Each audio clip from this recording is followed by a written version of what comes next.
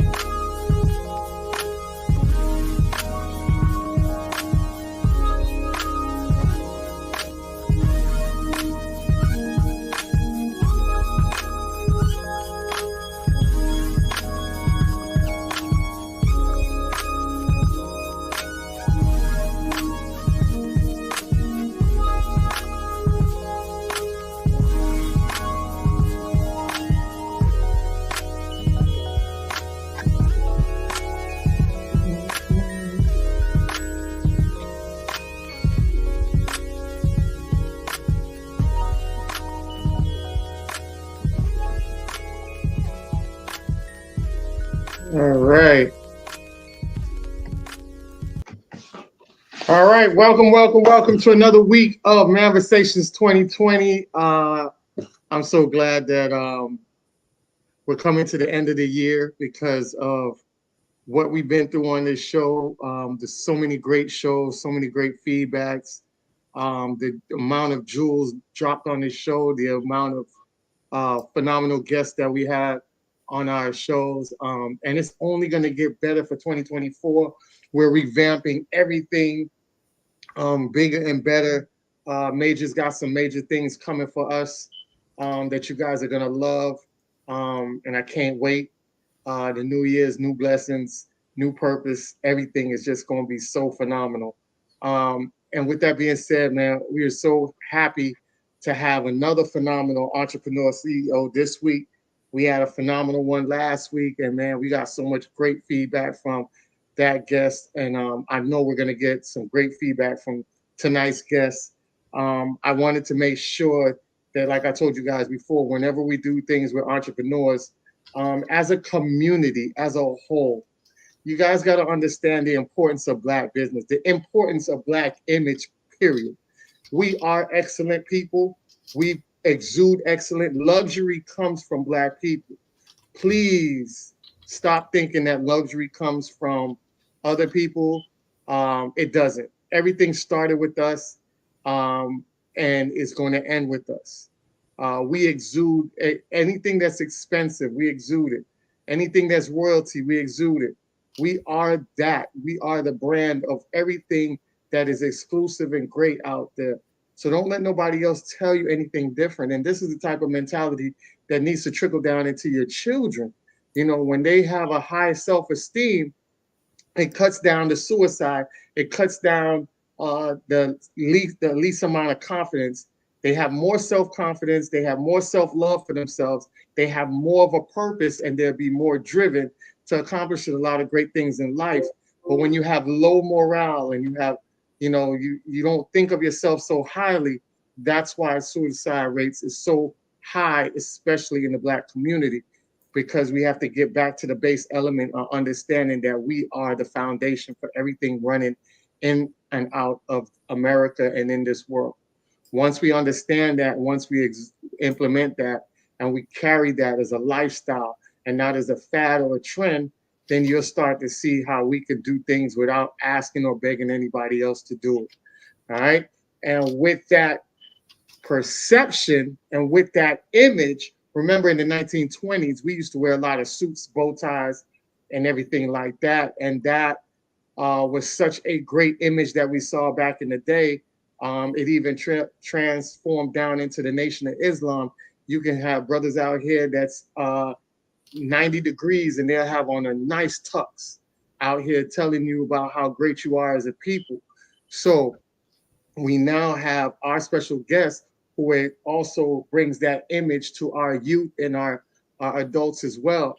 Anytime you see him or you see people around him, they're always in that dapper Dan fashion, that look, that suave look, that important look, the real high, elegant look. And, it's such a great feeling, a great visual to see, especially people that look like you, rocking out in a fashion that exudes excellent 24/7. So, with no further ado, I definitely want to introduce my brother, Mr. Cope, who has his businesses, several businesses that he'll introduce to you. So go ahead. I'll leave it over to you, Mr. Cope. You can go ahead and let us know what you do and let everybody know what you do and what your business ventures are, and we could dial down into that. Oh, sure, man. I appreciate you. Appreciate the love and support. And give a thank you to you and your co-host. I appreciate y'all for providing this platform for me, man. And you guys keep up the good work. I want to wish you, brother, success in advance before I even come to you. So, yeah, but nonetheless, I'm Antonio Cope. A lot of people know me as Brother Bowtie. I own Brothers Bowties, which is a bow tie company. I own Brothers Bowtie Cigars, which is a cigar company, and I own Fish Fly Brand, which is a fishing apparel company as well. So, yeah, that's pretty much all my work that I do. Plan on expanding a little bit more. Hopefully in the next year or so. Dope, especially so super dope. So I do want to give some visuals to your brand. As you know, Mr. Cope joined us today, and his brand is Bowtie, Brother Bowtie. Super dope artwork. As you can see, I love this one. This one is super dope. I love the colors, vibrant. The exude of the excellent business. Nice. I did not know that you did fish fly. Yeah. I didn't know you started a brand with fishing, because I know that we had a challenge. I definitely wanted to challenge you to a fishing out, a day Yeah. out of fishing, see who can bag as much fish because I know you do your thing. And I said, fishing is definitely something that I do. It's one of my self-care activities. It's a wonderful, wonderful thing for me being out in the nature and enjoying, just the outdoors, and doing that was so refreshing for me as a child growing up.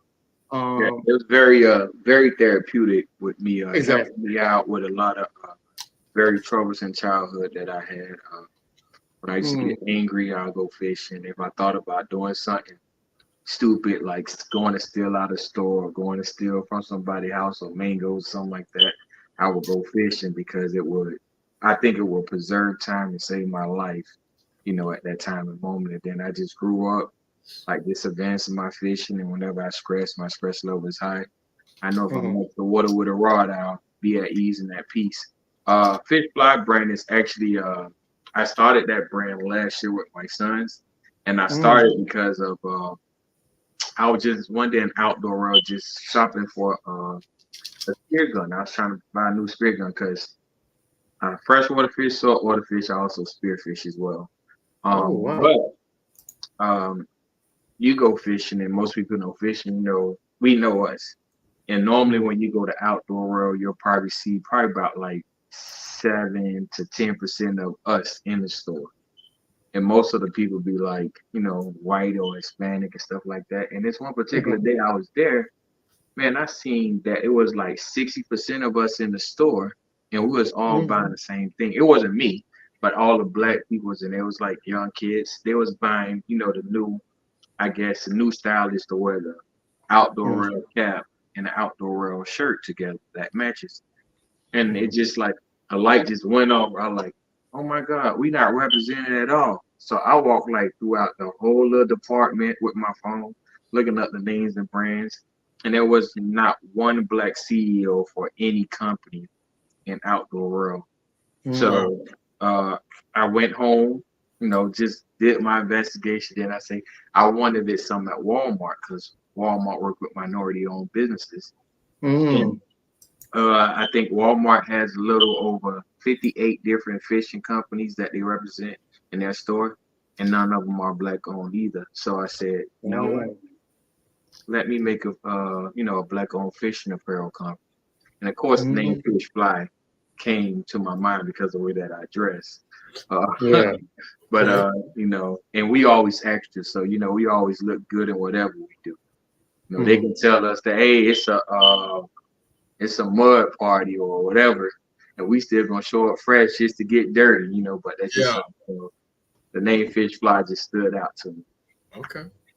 definitely. That's super dope. I didn't know that. I didn't know. I knew we had a lot of black fishermen. Not as much as the dominant society. They pretty much dominate that field. I grew up watching Bill Dance. Me too. Um, who was the other one again? It was Bill Dance. I don't know. I Uh, was a Bill guy. If he ain't had huh? that Tennessee volunteer hat, it just ain't caught my attention. Bill Dance had the Tennessee hat. It was a Yeah. little short, fat guy, fat white guy. He was good too. Um, can't remember his name, but yeah, I used to wake up Saturday mornings, and I Yeah. used Yes, the Lord. fishing. Me and my man, I remember watching it with my grandfather, like, and Yeah. learning the little tricks and trades. Only difference is like I outgrew the freshwater fishing about time I got Mm, like 16, 17. I still do it, but mhm, it's like I don't know, I like to fight. And the saltwater fish put up a way better fight than mm. freshwater fish. True. True. I'm a bass fisher, so I love the bass because it's bass fishing. Even though it's popular, it is a tricky fish to catch. It's not. You gotta know the different lures, and you gotta play with them and tangle them. The different seasons. When they are feisty, when they're not. Yeah. So I like the challenge. It's like a chess match. I love it. And I've won. I used to enter in tournaments up north in Maryland when I was up in Maryland. I used to enter tournaments and I used to win the tournaments. And my dad was like, I didn't know you fish like that. My dad came out there, took pictures and everything. And it was just a great moment for us to bond because at that time, I started living with my dad. So he got to see firsthand, like, the stuff that I was good at. And man, we had a ball, man. My dad would enter in, he would find different contests. We'd enter in and I would win the prizes. And that was just like a great bonding moment with me and my father. And those are memories that you'll forever cherish. Yeah, But you can't get those back. I don't have those memories with my dad, but I have with my Mhm. grandfather quite well. Nice. Then I created all those memories with my sons. So both of my sons, they've been fishing and spearfishing since they've been about 2 or 3 years old. My Mm. youngest son, he's better than my oldest son. He can probably dive down probably about like 30 feet with one breath because we Wow. free dive. We don't use tanks. So Oh, wow. Oh, he liked to fish a lot like me. Usually when I go out, he's like, "Daddy, we going?" He'll wake me up. But my oldest son, I ain't gonna say he a pretty boy. He just don't like the sun that much. So it's like, yeah. but we going Yeah. on the boat, we could go. But man, I ain't standing on the bridge in the sun. But yeah, man. So those some memories that you have to cherish. Yeah. I believe your father can walk away or go to his deathbed knowing that you can fend for yourself. And as a father, that's something that you want, that you put things in order and you taught your kids the right lesson for survival. So one Correct. thing I do know, I know my kids will never go hungry because they know how to fish, they know how to hunt, they know how to shoot Mm. squirrels, rabbits, they know how to clean it, so they know how to cook it. Oh, Now they wow. That's starve, so it's just them just protesting. Mm, nice. that's That's what's up. that's super. I wanted to know. Okay, so with Black folks, we have this thing where we're not really, um, as a mass group of people, we're not really involved in the swimming world.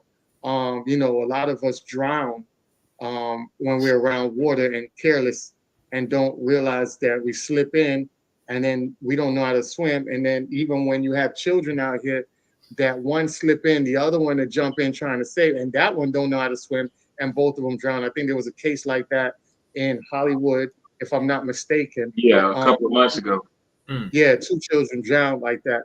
And I remember I had a friend, what we were gonna do, we were gonna because she was a swimming instructor, and I asked her, I said, we should start teaching these children how to swim. We was gonna start up a little camp. And unfortunately, she passed away before we even got to that level. oh, But I thought it was very necessary for us as a community to start educating and training our young children how to swim, just so that they can help themselves and also help somebody else if they need to. Yeah, Um, definitely. so, I was a yeah. lifeguard for 13 years. Oh, okay. That's actually how I started.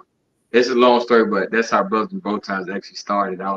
I knew they was gonna fire me because I was being a community activist and I oh, was arguing against the city, stealing money. So I knew they was gonna fire me. So I started wow. bow tie business like a year in advance before they fired me. But anyway, Mhm. nonetheless, most cities, especially Miami-Dade County, the city of Miami, the city of Homestead, Fort Lauderdale City, Mhm. Plantation, and I believe the whole Broward County. If you go to a county park during the summertime, they provide free swimming lessons if your child is part of the summer program.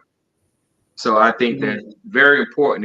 If you want your child to learn, pay I think it's like $200 for them to watch your kids for 11 or 12 weeks. Like pay that $200 and they learn how to swim. They go on trips or do whatever, and Nice. they take swimming lessons for a whole month, 5 days a week. Mm.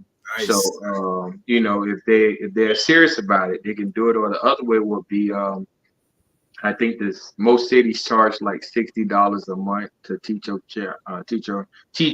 and children how to swim, and you can teach a child how to swim as little as 2 weeks. Oh, nice. If a baby is 2 weeks old, they can learn how to swim. Mm, Mm. I've seen it. Trust wow. me, the So heavy. lifeguard. I have Yes. seen babies like 2 and 3 months years old, like just Yeah. 2 or 3 months years old, but 2 or 3 months old, like That's swimming, laying on their back, learning different techniques, Yeah. because they're swimming anyway. We take Yeah. away the swimming ability on ourselves once we learn how to walk. But right. before Yeah. we learn how to walk, we do the same thing that we was doing in our mama's stomach. when you let a baby on the bed, they act like they swimming and they moving around because that's what we're doing in our mama's stomach. We're swimming around trying to find a comfortable spot. Yeah.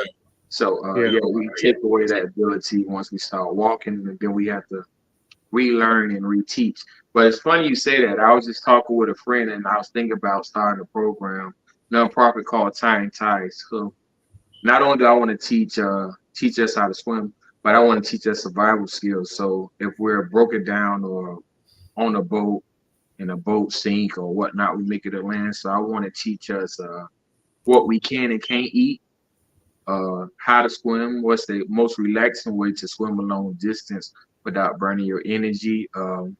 When you find land, what plants you can replant and you can eat, what plants you can use for tissue or to start a fire. So these some of the things that I had, but also I had the other side to it because it's called Tying Ties, tying a lot of young men back into their community, a lot of brothers who's incarcerated, getting them back involved with their children before they're released out of jail, tying them back into the community because we know the correction department don't really correct the behavior while they're incarcerated. So, so yeah, I thought about starting a program like that, and most definitely, aquatics was in it. You know, from kayaking to jet skiing to sailboating to swimming. Like I had all this in mind: how to catch a conch, how to clean a conch, how to catch a lobster. Like, there's a lot of things that we do when we go to the beach. We walk past so many foods that we can eat, and we don't know that we can eat it.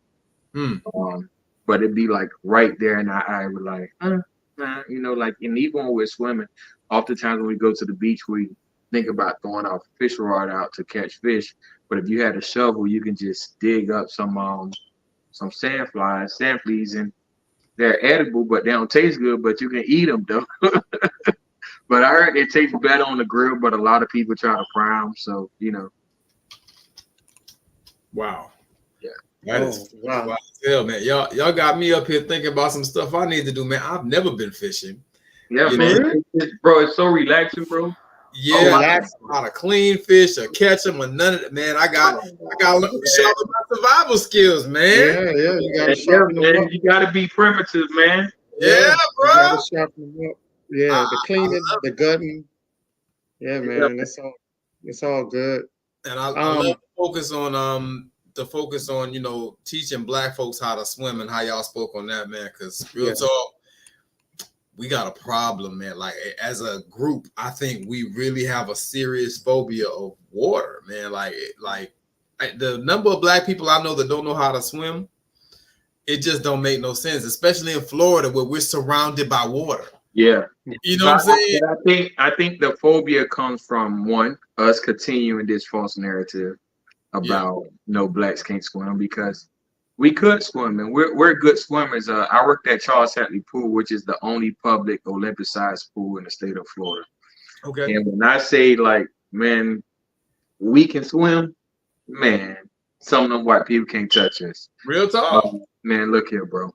Real talk. Even with diving, like we can dive, we can flip. The only issue is we don't have the marketing, the branding, or the media or the recognition in our community to say, hey, look, little Pee Wee or little Nut just broke the swimming record, or Pee Wee had hit like 4 flips in a row. Last diver did this was in '89 and stuff like that. So we don't have that in our community, and we don't have the programming for it.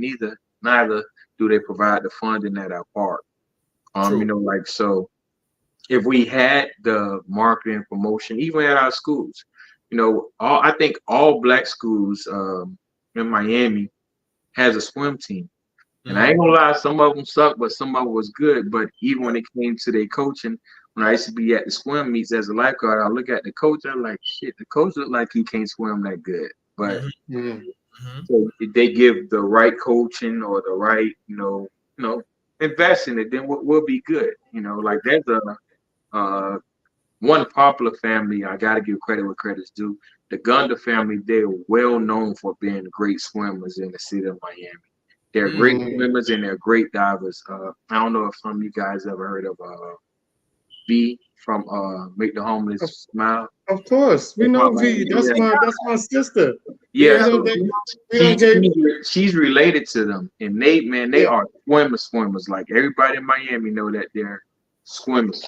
And I say I worked at Charles Hadley Pool, but a lot of us don't know that the name of the pool is actually called Miller Dawkins Pool, which is a black man who stayed directly across the street from the pool, and he was known for his swimming ability. So once again, we don't have the promotion, the marketing, or the brand in our community. Then we keep this phobia of, oh, black people can't swim, black people can't swim. But Yeah. if you show enough people who can't swim, the people who could swim, they'll be like, oh, I want to do that. Yeah. It's just like, as I know this show is about entrepreneur and business as well, but like first thing that we do, like when we brought up in the hood and we don't got nothing and we see our cousin got some Jordans, that's one of our first goals, like to get some Jordans. So when other people do it, then we'll do it. So we said enough black people swim, we'll swim. But don't worry, next year in the Olympics, I believe we have 3 black swimmers who's going to be in the Olympics. Yes. Yes. I can't wait for that. I remember the black girl. She won. I forgot what her name was. And then there's this young black kid. I believe he's out of Alabama. No, Illinois. I believe he's out of Illinois. But yeah, man, he's like moving. Like they're comparing him to, like, they ain't saying he's Michael Phelps, but they're saying he's close to it though. Oh, okay, that's good. Yeah, and what's crazy is I think he's a freshman now in college, and he's like 6'3", 6'4", which is a typical swimmer's body. You love tall, skinny. When you're a swimmer, that's the kind of swimmer you look for: the tall, skinny people with the V-cut body. Yeah, they can get across the water faster. Okay, sound like a swimming coach. Look out for dude, man. I didn't know about that. I know, but that's fly. Yeah. Because anytime we get the game, we always take it to the next level. It don't matter what it is. You know what I'm saying? Yeah. When we start playing golf, when we start playing tennis, every time we got it, take it to the next level. You know what I'm saying? It's a wrap. All they got left is hockey. Yeah. Well, we got one in hockey. We got one. We got more than one. We got more than one. Actually, Florida Panther got a black hockey player. Actually. Okay. But I think it's like about 7 teams that got like black players. And I think all of them start actually. Yeah. The more brothers start getting in it, watch. Yeah. Yeah. Start changing. Yeah. They gonna have to come up with some new sports. You did? Yeah. So like even with basketball, basketball wasn't for us. Exactly. That's what I'm saying. It's like doing sports, and we just took it over. We got the game. That was it. Lights out. Yeah. Well, we the ones who created hockey. They just took it over. We never stuck to it. So there's a lot of things that we created that we left and they took over. So country music, we created that. They took it over. Rock and roll, fashion, jazz. Yeah. Yeah. So it's like we don't educate our peoples enough to know that we are excellent. We're great. We're trend starters and trendsetters.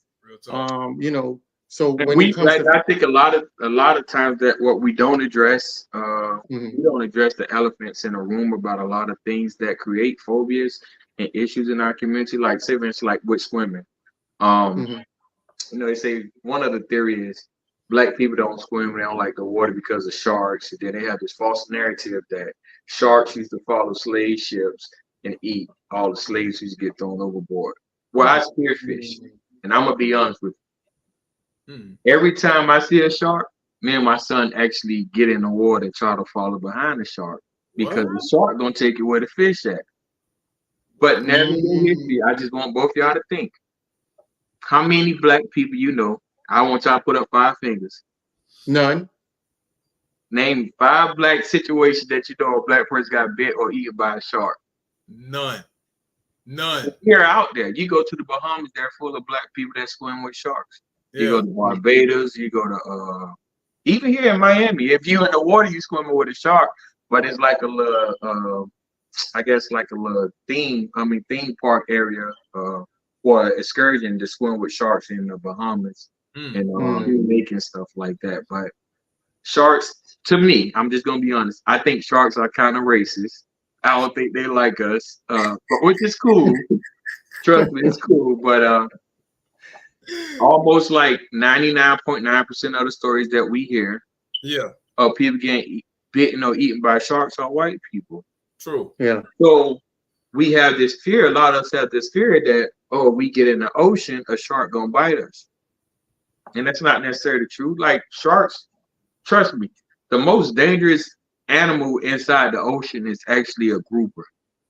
Mm. Mm.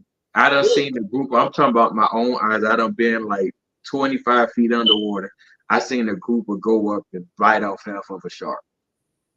Damn. Yeah, groupers are aggressive and And they're we eat big. groupers. They're big. You know, we eat groupers. We love the hell out of eating groupers. You know, Yeah. grouper fingers taste good. You know, but they're very aggressive fish. And the shark, like even my favorite animal is a dolphin. Yeah. Man, they'll kill a shark on instinct. Like, Oh, I've heard. Yeah. yeah, Yeah. you know. Yeah. So Yeah. Dolphins are we killer. have bigger things in the water to worry about, but it's so happy that we feed the story that sharks gonna bite you, sharks used to eat slaves and all that. And I believe that all that stuff is a false narrative and don't find it to be true at all.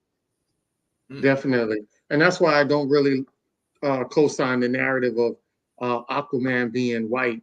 The whole Atlantis and people, as far as mermaids and things like that, the tales derive back to black folks. When it comes down to animals and things like that, the Tarzans, we were the original Tarzans. Mhm. They took our narrative, and ran with it. And we still have Tarzans to this day. Yeah, so you when you go to Africa and you got pictures of African women walking with lions, I've you seen it. know, and nothing happens to them, and then you got pictures or videos of the dominant society got a lion in the cage, and they're running for their life and getting dragged out by the lion and eaten to death, or dragged out of a car, Yeah, eaten to yeah, death. People yeah. don't understand how we're connected to nature so much, and I think we don't transcend that information down to our peoples to let them know that we are original with nature. That's why a lot of times you'll see a little kid, black kid, will have a bird on his shoulder or a butterfly. Yeah, You know, yeah. they We're highly gravitate to our connected. Yeah. children.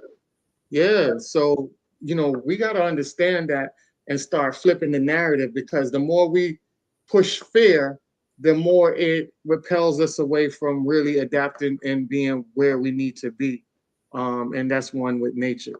Yeah, We need to get back out and start, doing the grounding with our children, doing more activities of being one with the trees and the grass, and get our electricity back into our bodies like we do. We're so caught up into electronics and things like that that we forget what the real world is really about. And I think we as parents and guardians and mentors have to put our children back into that space again. Once we do that, I'm telling you, it changes you. When you're out in outdoor nature, it changes you. You got to be out there to experience it. But man, it's a refreshing feeling that, it doesn't matter how hardcore or troublesome you think someone is. Once they get out there in nature, their peace and that calm and a yeah, whole different person. yeah, Trust me, man. I've seen it. I've Yeah, witnessed it. I just did a camping trip about 5 months ago. Man, that was like when I say I was at so much peace, bro. I'm actually Mhm. trying to start a camping trip next year. I'm trying to get more black people to go camping. So I got a couple of parks in mind. I just need people to be able to come. And it's a cheap trip. You're probably gonna spend probably $100 the most to reserve your camping area. You bring your own food, eat whatever you want to eat. But out in nature, man, oh my God. I mean, when I say like at nighttime, I woke up in the middle of the night one night. It seemed like all the birds, all the little animals, whatever, everybody was snoring together in peace. So I was like, damn, Wow. Yeah, you know. But I ain't yeah, have no worry. And at this particular park, I was at Getty Springs. They have armadillos. They had a panther. They have snakes. They have iguanas. They have gators. But nobody got attacked. Nobody was scared, and it's called the one I went on was called Naughty with Nature camping experience. Mm. It was Mm. like 1,800 black people, bro, and not one fight. What? Nobody got bit. Nobody like, but everybody was like at peace, you know. So now I want to create my own event. To try to get a lot of people from out the city Yeah. into camping, and teach us some survival skills. And all it takes is a disaster, and we're done.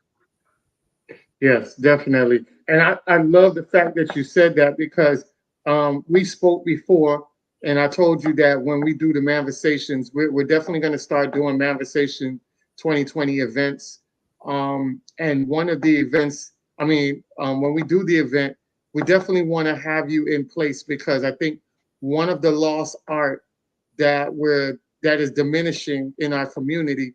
And the more we have single mothers out here or single parents, period. I'll just say single mothers because with the fathers, you pretty much should know how to tie ties. But you're having more single mothers, they're not really out there knowing the information to show their children how to tie a tie. I see a lot of kids showing up with nice outfits, nice suits, and no tie around their neck. Some of it due to them not being able to tie a tie. And then, you have to get around the elders or somebody that knows how to tie it for them. And normally it's like last minute function. So I definitely wanted to have you at our event. So, with the bow tie, you could teach the young children and even adults that don't know how to tie ties, how to tie a tie for any special occasion that they need to get to, whether it's job interview, prom, funeral, or whatever the case is, they know how to do it and they don't have to run and go anywhere to do it. I think the great thing is that we do have YouTube. YouTube does teach you, but I think people don't understand that there's two types of people out here. There's people you can tell it to, give them directions on paper and they can follow. And then you have people that are very visual and hands-on. Yeah, So visual hands a lot on. of Yeah. yes, a lot of our people are very visual and hands-on. So that's why I say when you being in the event, you can show them while they're doing it, being hands-on with them to make sure that they get it in the correct way. So with the bow ties, dive deep down, dial into that and let us know how that started and what was the purpose of even doing that and what's the purpose or what do you see in the future for your company as far as bow ties? Where would you like it to be? For sure. Brother Bow Ties, it started, I'm gonna say 13 years ago, but me knowing what I know now, I should have been started. So I knew how to make a bow tie since I was like 10 years old. Um, and I knew how to sew since probably I was like, I think before that. And it was by default, you know, being at grandma's house, watching grandma make alter granddad clothes or make clothes for her grandkids and stuff like that. So I knew how to thread and knit. I knew how to sew it. Then when I got in middle school, I took home economics at Parkway Middle School, and we made a bow tie one day. And I never forgot how not to make a bow tie. And one thing about me, I have two brothers. I have a younger brother and an older brother. I always been there. I always been brother bow tie. Like if our mama told us we go to church and she said you don't gotta wear church clothes or dress Mm, clothes, I still wore church clothes and still wore dress clothes. I just love to dress nice. But I'm also unique and I don't like people copying my style on my own mm, person. So I want to be able to make sure that I always stood out. So I started making my own bow ties. mm, And there was a young man at church who used to always compliment me on my bow ties. And he's actually where I buy them from. I was like, oh, I make them. Mm. And he didn't believe me in like for like 6 or 7 months. Like, man, one day he gonna tell me where you buy them from. And so I was like, mm, man, I really do make them. So I was like, I tell you what, you go inside Joanne's Fabric, find a piece of fabric, you bring it to me next Sunday, and I'll make you a bow tie. So it took him about a month. He did it, and then I made him his bow tie. I was like, man, you got a whole business on your hand. In my mind, I wasn't mm. even thinking about a business. But Mm. anyway, that started the beginning of Brothers Bow Ties. And then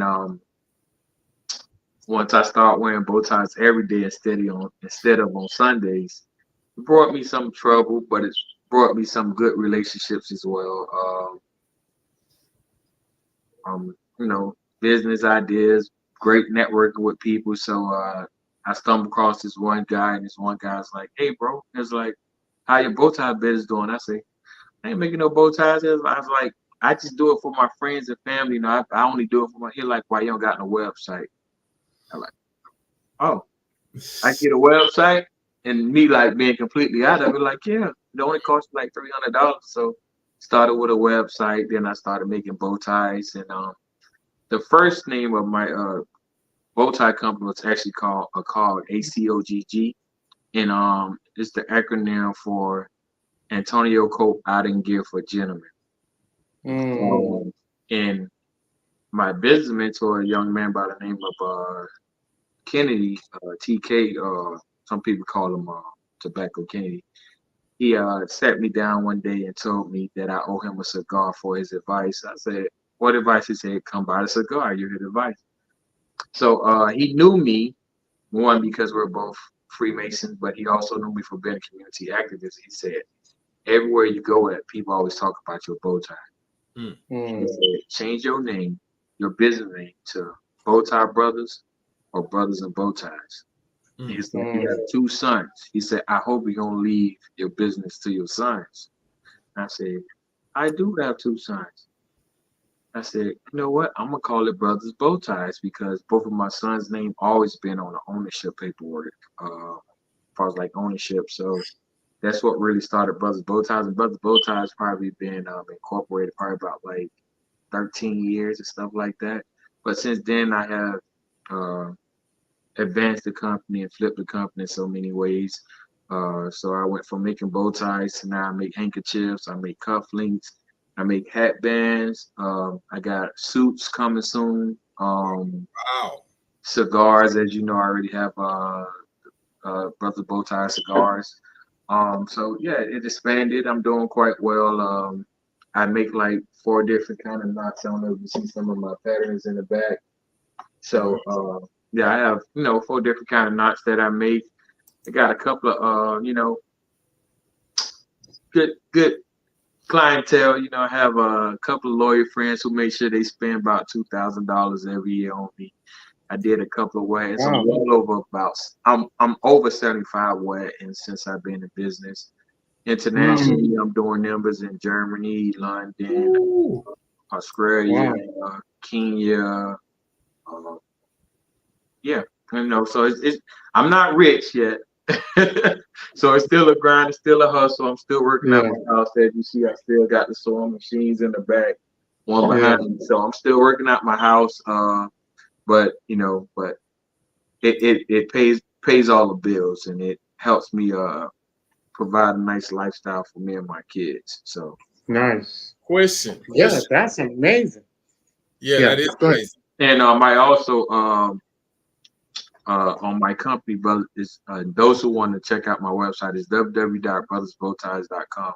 But I have the largest catalog of HBCU bow ties, and 9 bow ties. And I actually started my bow tie company with us in mind, but the other people did reach out, so I do make the bow ties on my website for the other people.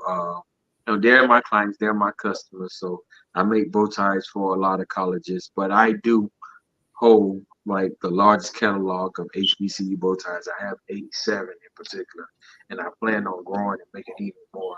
Some schools have like 4 or 5 bow ties. Like FAMU I have 5 FAMU bow ties. So, right. Clark Atlantic have about 3. Alcorn has about 4. So yeah, it's like it's a challenge to me. I love to create for us, with the full mindset for us, by us. That's fly. That's fly, Nice.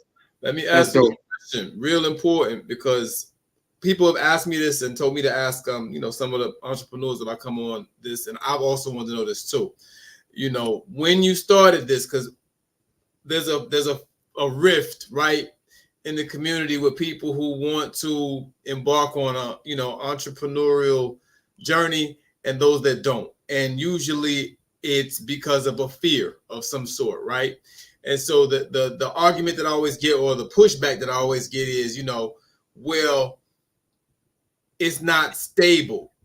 They're afraid of the stability, or lack thereof, that they won't have, whereas they feel more stable and safe with a regular 9 to 5. And I'm not, knocking people who 9 to 5, or knocking people who do the entrepreneur thing. Either way, but for you, what was the time frame like between when you first started and when you got to a point where you felt that you were stable, and how did you adjust in the meantime?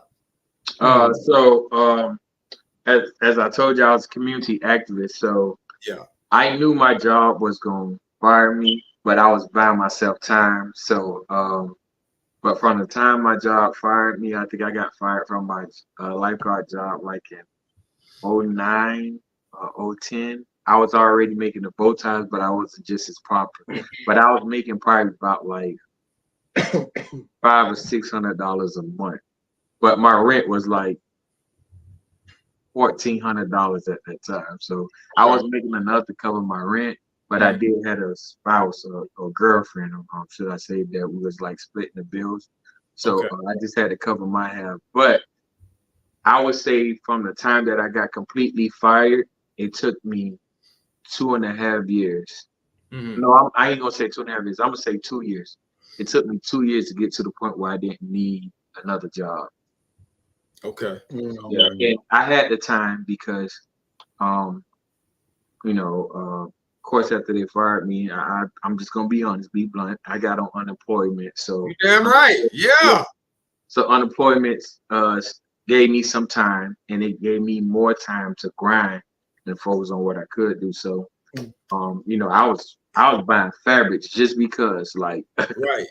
Like I wasn't even making fabrics. Right now I make fabric, but at that time I was just going to Walmart, just buying fabric, Joanne fabric, just buying fabric, just posting it on eBay, selling them for like $12 or $13. And then, with some of these websites, these e-commerce websites, when you get to like 1,000 sales, you fall into the e-commerce.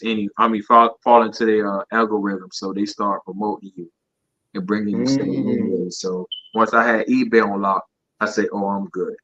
I'm real good." So right now, I believe the last time I checked on eBay, I'm at something like 34,000 sales. Ooh, that's what I'm talking about. Okay, that's awesome, man. Yeah, that's dope. Salute to you for that. Okay, so definitely, it took a while, but like you said, you had a situation where you had someone else that you were able to pool your resources with, and that helped hold you over along with the unemployment. And then you got to the point where you were stable and you was mashing and you good. And it could have, I'll be honest with you, it could be a whole lot better. If know what I know now. I have two sons. I have an 18-year-old and a 21-year-old. Yeah. And my 18-year-old told me, even though my sons know that they're owners of both companies, the Fish Fly brand and the Bow Ties brand, my youngest son said that he want to start his own clothing line brand. So what I did, I told him, give me a concept with all he have in mind. So he broke down, gave me his business proposal and everything like that. So what I did, I jumped on it. I designed his logo for him. I told him where to buy the shirts from at a cheap price. How to outsource his work right now until he's able to get equipment and stuff like that. So I say that to say this: if I had a great support system from my family, that's like mama, sister, brother, cousins, aunts, uncles, I believe I could have got it done. I would have, instead of it being 2 years, I probably could have did it in 2 weeks. Wow. Wow, that's drastic. So your support system is like very, very, very, very important to you. And when you're an entrepreneur, it's hard for you to trust people. Very, very hard for you to trust people because they're going to take advantage of you anyway, because you're not like a big company where you don't cross every T and dot every I. So, I done had people making bow tie sales, and I'm like, who sold you a bow tie? They said it was custom by me.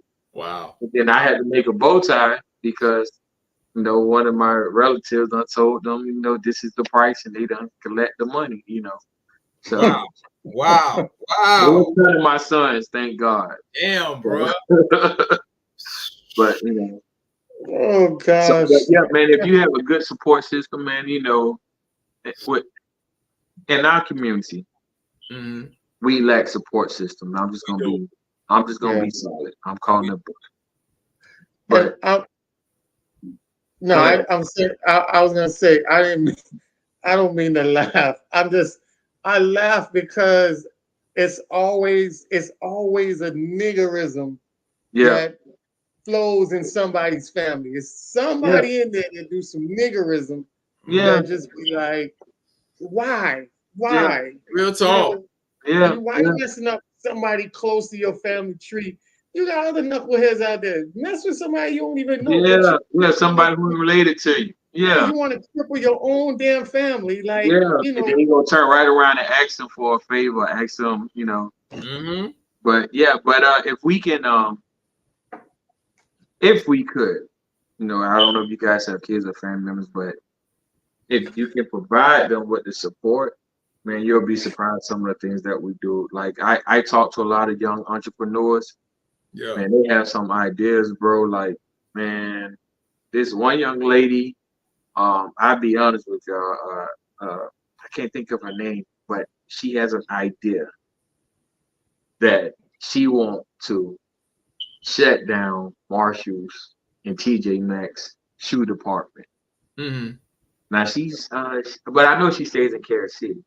But what she does, she goes to Marshalls and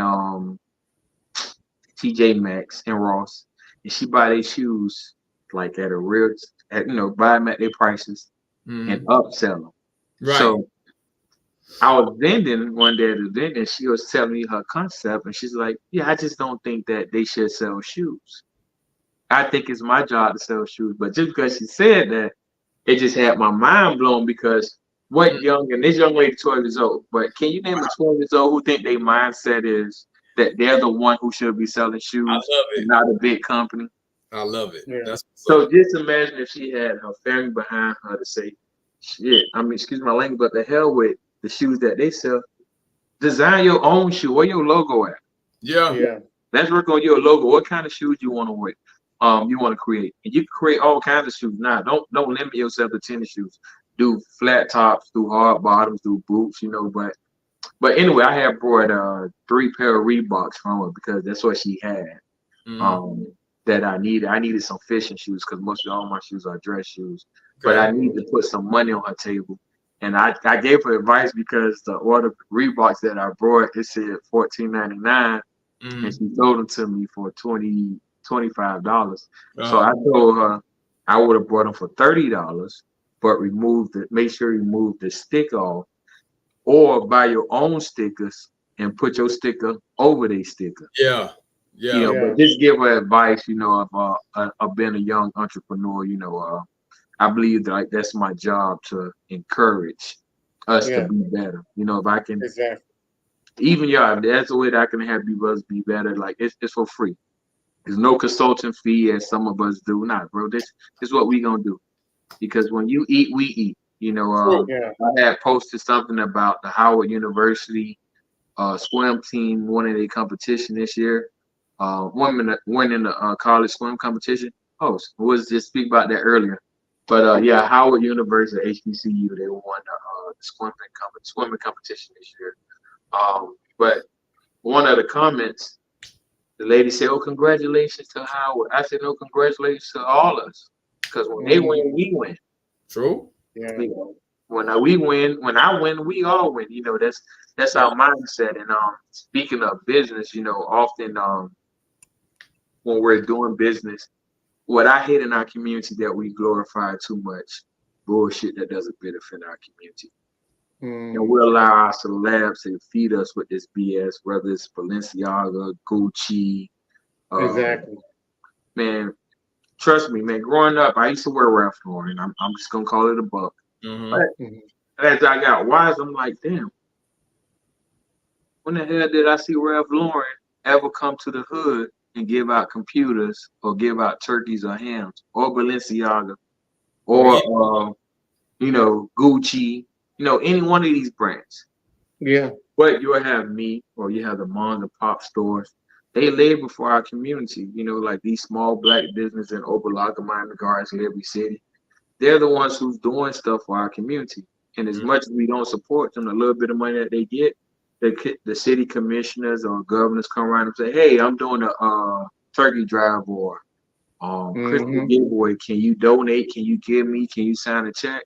Yeah. But you don't want to wear the Cool brand. But the Cool brand, they donate money to Miami Gardens and to the city of Miami for your kids to have toys or turkeys and stuff like that. So this is the mindset that we got to think. We have to support our local brands, and it's us. A lot of things that we wear, that we try to wear when we're rich and famous. I'm just gonna keep it a buck. I see often now our celebs. It's like a new trend where they make a lot of money. They wearing these new dresses now. I don't give a damn how rich I get. I ain't gonna wear no dress. But still, if you rich and you want to wear a dress, man, go buy a dress from Lucky Libra. The girl who make dresses in goddamn North Miami, or go get a dress from Omega off of 54th and 10th Avenue. But nobody give a damn if it's a Gucci dress. Like, we was dating girls who wore Melissa's, and Melissa was leaving no name brand shoes. So don't make it seem like name brand is all of that. Exactly. But it's just a mindset. I'm sure you brothers watched the video how to sell to a Negro. Yeah. And it's the mindset. It's just hard for some people just to break out of that. Oh, I need the Gucci, I need the Prada, I need the Tommy Hilfiger, I need the Ralph Lauren. And what I tell my sons don't wear Ralph Lauren. And I told them to watch this, a movie on YouTube, a little documentary called Horsepower about Ralph Lauren. It's a documentary. Ralph Lauren not really in it, but the documentary Horsepower is about how him and Tommy Hilfiger used the black people to make their brand very popular. And now one of their brands was actually made for black people. Yeah. Exactly. What happened? That they used us to get their brand popular, and they don't even sell the real finest shit in our community.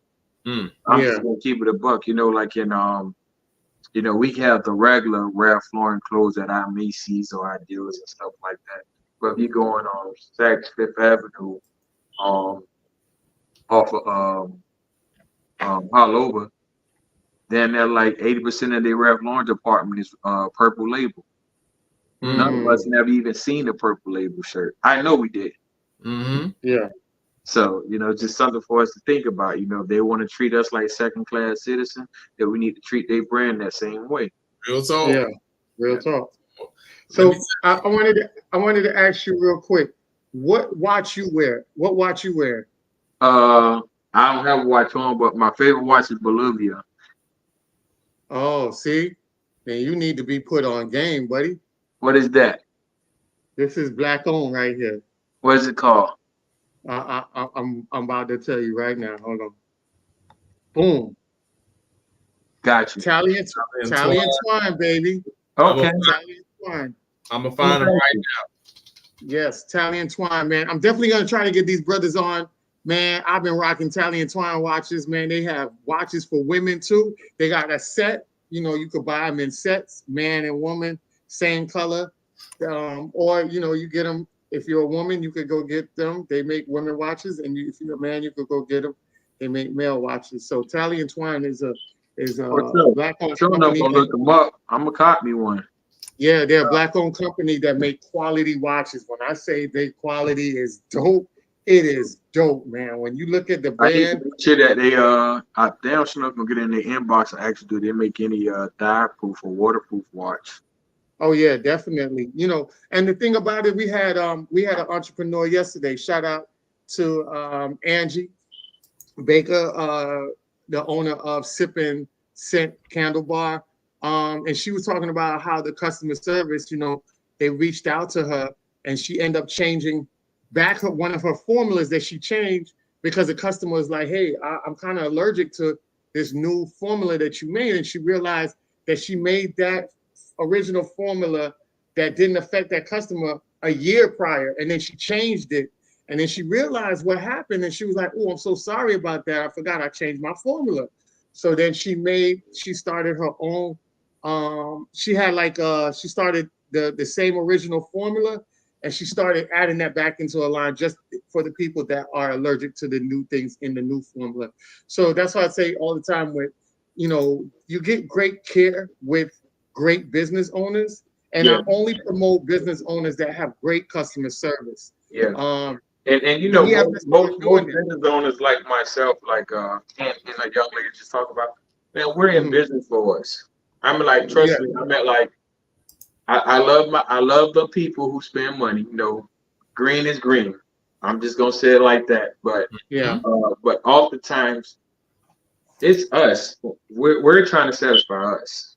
My daily, like when I wake up, like if one of you guys call, my job is to make sure that I satisfy y'all. One thing that my company is known for is that I make custom fabric. So custom bow ties, like say it's like you guys send me your logo. So I can take your logo, put it on fabric, and make it into a bow tie. That's what I'm known for. So that's something that's very unique in our community as far as like business. Because most Black businesses that are thriving, they just brought a product that's already doing good. Pretty much a turnkey. But the entrepreneurs, they have a product that's not a turnkey. So they have no choice but to offer great customer service. And go all the way out to the customers. In our mindset, we don't have the whole corporation mindset, the customer's always right. We don't think that the customer's always right. Our mindset is, let's make it right and let's make sure that you have it the first time. That way, you don't even have to have that conversation. That the customer's always right. I want you to write down like, oh, I told him I wanted this and it came out 4 times better than what I said it was, so. Yeah. But yeah, kudos to her. That's what's up, definitely. Question. Yeah, we love that. Let me ask you something too. Because I'm peeping out everything, man. I seen you twice. I seen you the first time at the event that Sister Mona Lisa Weber threw. Shout out to her, by the way. Yeah. Yes.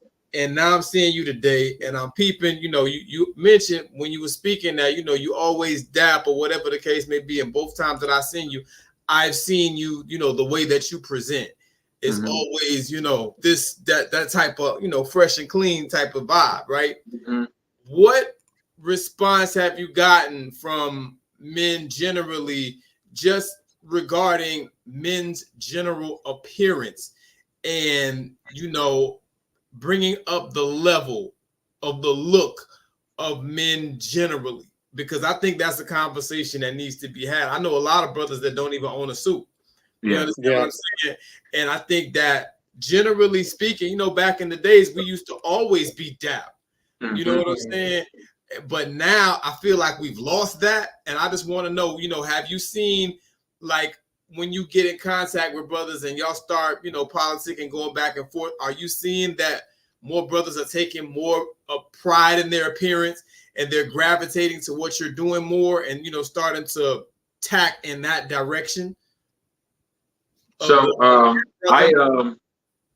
most of the men that I hang around with on a weekly or daily basis, I smoke cigars a lot. And you can catch, I'll be honest with you, on Sundays during the Dolphins football game. Okay. You can catch me in a regular t-shirt or some tennis shoes. But the other 6 days, I'm going to be dapper. But most of the men that I communicate with, they're dapper or they have some kind of sense of how to dress or how to fashion, how to dress in fashion, how to carry themselves, what to look for. And then sometimes they even reach out to me for styling advice. Now, to the young men I don't hang with, I actually love the compliment for the strangers, like the little hood dude that be on the corner or walking through the hood to be the hardest nigga in the world. Yeah. When he sees me, he often say, "Yeah, sir, you look nice, sir." Yeah. No homo, dog, but you look, So that's what I wanted anyway. That's And fly. then I wanted to motivate them. You know, I often tell them, oh, you can look the same way, bro. Just switch it up, bro.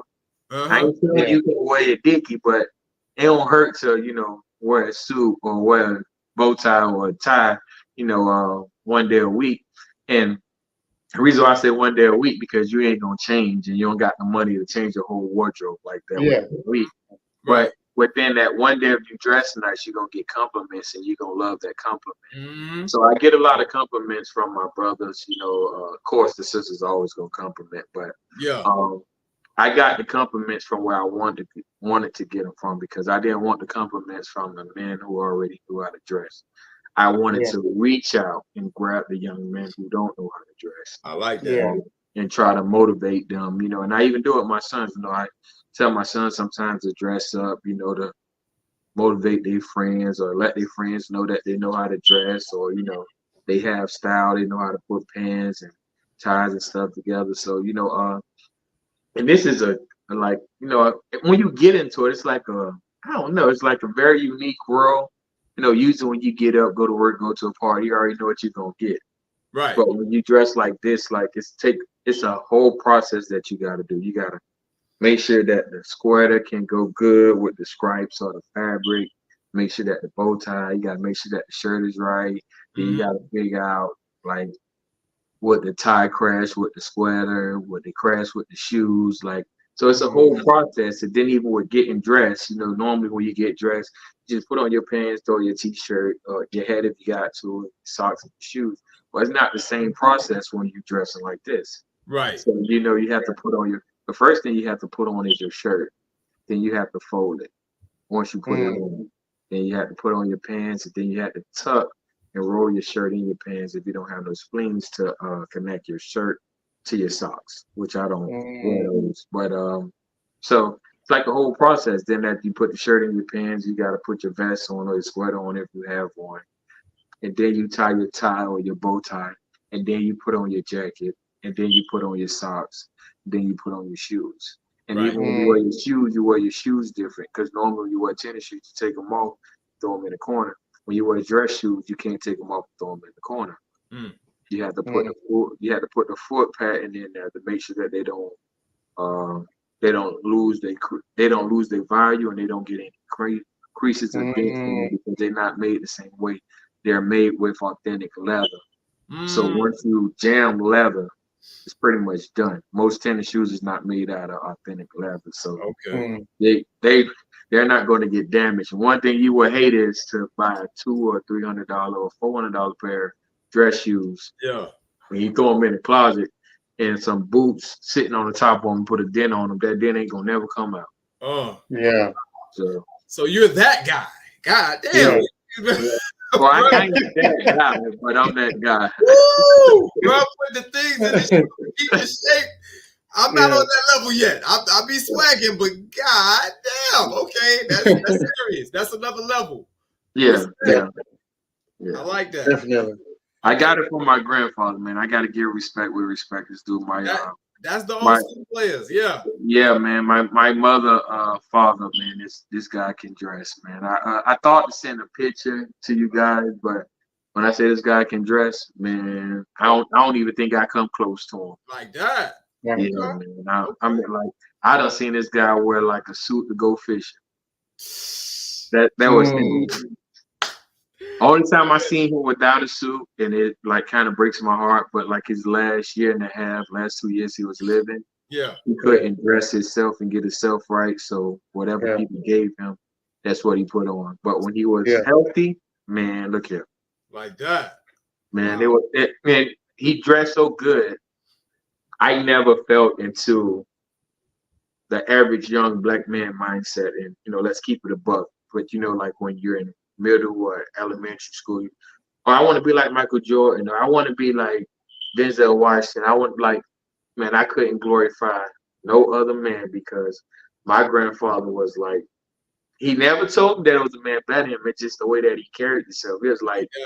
6'7". He always dressed nice, always was well groomed, and in my mind, like, man, my granddad was shit. Like I don't see nobody ever dressing better than him. Like still Yeah. to this Yeah. day.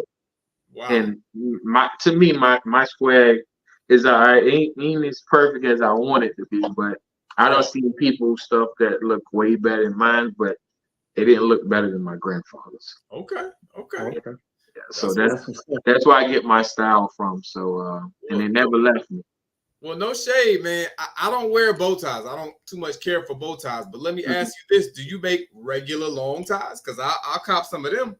I used to, man, but I'm gonna give you a history lesson, man. You Okay. ready? Go ahead. It might rub me the wrong way, bro, but we brothers, so I gotta keep it a We buck with. brothers, bro. We brothers. So Go. I do know how to make ties, but Okay. I stopped making ties because it defeats my purpose of me making bow ties. So I'm not a member of the Nation of Islam, but I have worked with them. And I got in an interesting debate. It was me, a member of the Nation of Islam, and one of my fashion friends named James. Um, in the Nation of Islam, the guy was no, the debate was interesting. He was trying to tell me that bow ties represent business and the unique man and all this other kind of stuff like that. And I was like, okay, I was like, I don't care about none of that stuff. I just make them. I like them. And my fashion friend, he was actually coming to meet with me at Starbucks, really just to tell me about making leather bow ties and using different unique fabrics to make bow ties. Mm-hmm. And he gave us wisdom. And this guy was half black and he was half Japanese. Mm-hmm. He gave us knowledge, bro.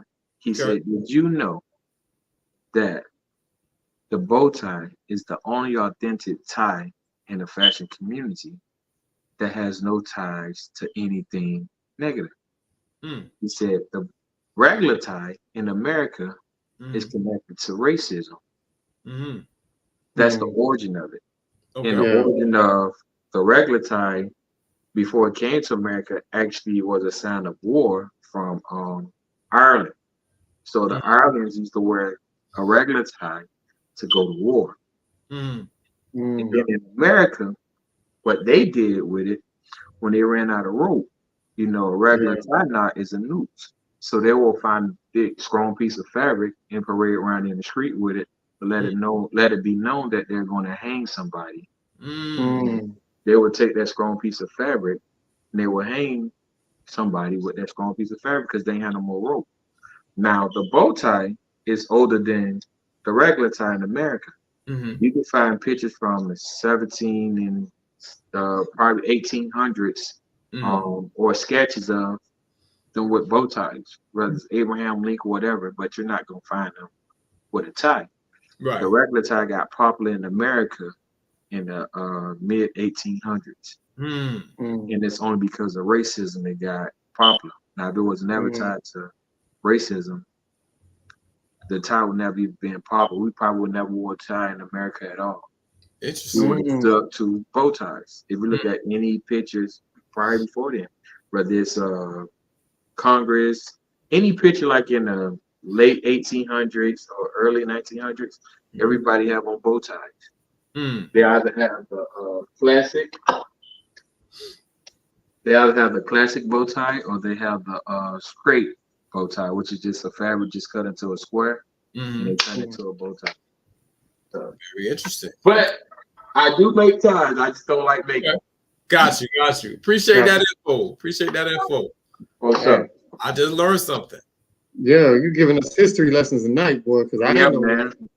But I I understood. really would like for all of us, and I understand it's business, but and I would like for all of us to actually stop wearing ties, actually. Yeah, But I can't I control did. nobody household, nobody pockets, or nobody mind. But Mm.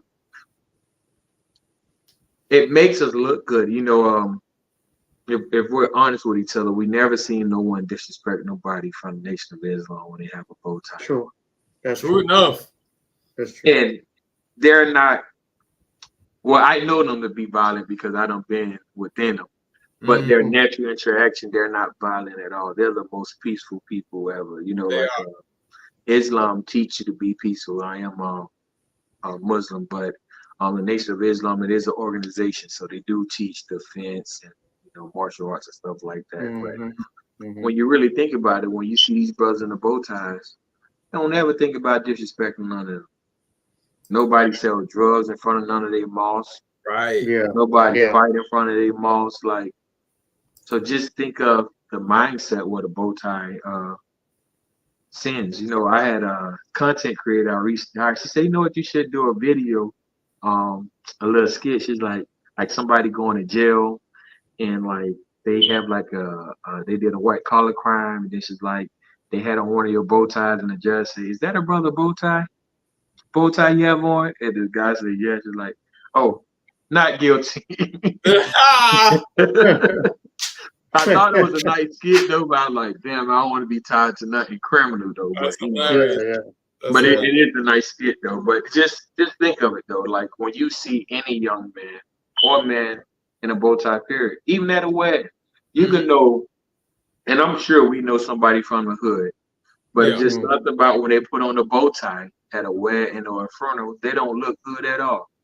They don't even act good when they have on a bow tie. Yeah, it's very different. It's a whole Yeah. other look. You know what I'm saying? Yeah. It brings a look here. So Yeah. that's what's up, man. I love it. Just the thought of, you know, brothers generally speaking, taking more pride in their appearance. Mm-hmm. You know what I'm saying? Is a big deal. And that's really what you said is kind of why I kind of stay away from them unless I'm getting dressy, like formal dressy. Mm-hmm. Then I wear a bow tie. But like, I don't do that a lot. You know what I'm saying? So it's like I'm trying to find a look that's between, like when I wear a regular tie, it's like casual dressy. Yeah, You know what I'm but saying? you know, also what you could do is challenge yourself to where you could go to a place at least once a month where you could be dressy. You know, like to me, like I'm well known at like about 3 cigar lounges, and when I walk in there, they be like, "Oh, that's bow tie." Okay. Whether I have on a bow tie, I don't know. I don't have the whole cigar lounge, the staff, the people who come there, even the guests. The guests come there within probably about like two or three conversations. Somebody gonna say, "Well, that's bow tie." Yeah. You know, so you know, you go someplace where you can be yourself. You know, and if bow tie and dressing up is not for you, then you know, I wouldn't tell you to do it, but be who you are. But this is me. I always wanted to dress like my grandfather did. So, and I take pride in knowing, you know, how to dress and how to, you know, be dapper. So it's a thing, man. You know what I'm saying? Yeah, I like to see more brothers do it. Real talk. You know yeah, what I'm saying? I would like to see them do it in high school. I mean, like I know they do it for the football team, but if we're releasing our young men from out of high school straight into society as grown men, I think it would be beneficial to teach them or allow them to be comfortable in the element of being, you know, a dapper man or knowing how to dress in fashion. I believe, like, you know how I think is in yeah, you guys still y'all younger than me, I believe, but you know, in high school the JROTC had to dress up once or twice a week. So I believe that every young man should dress up every Monday for school.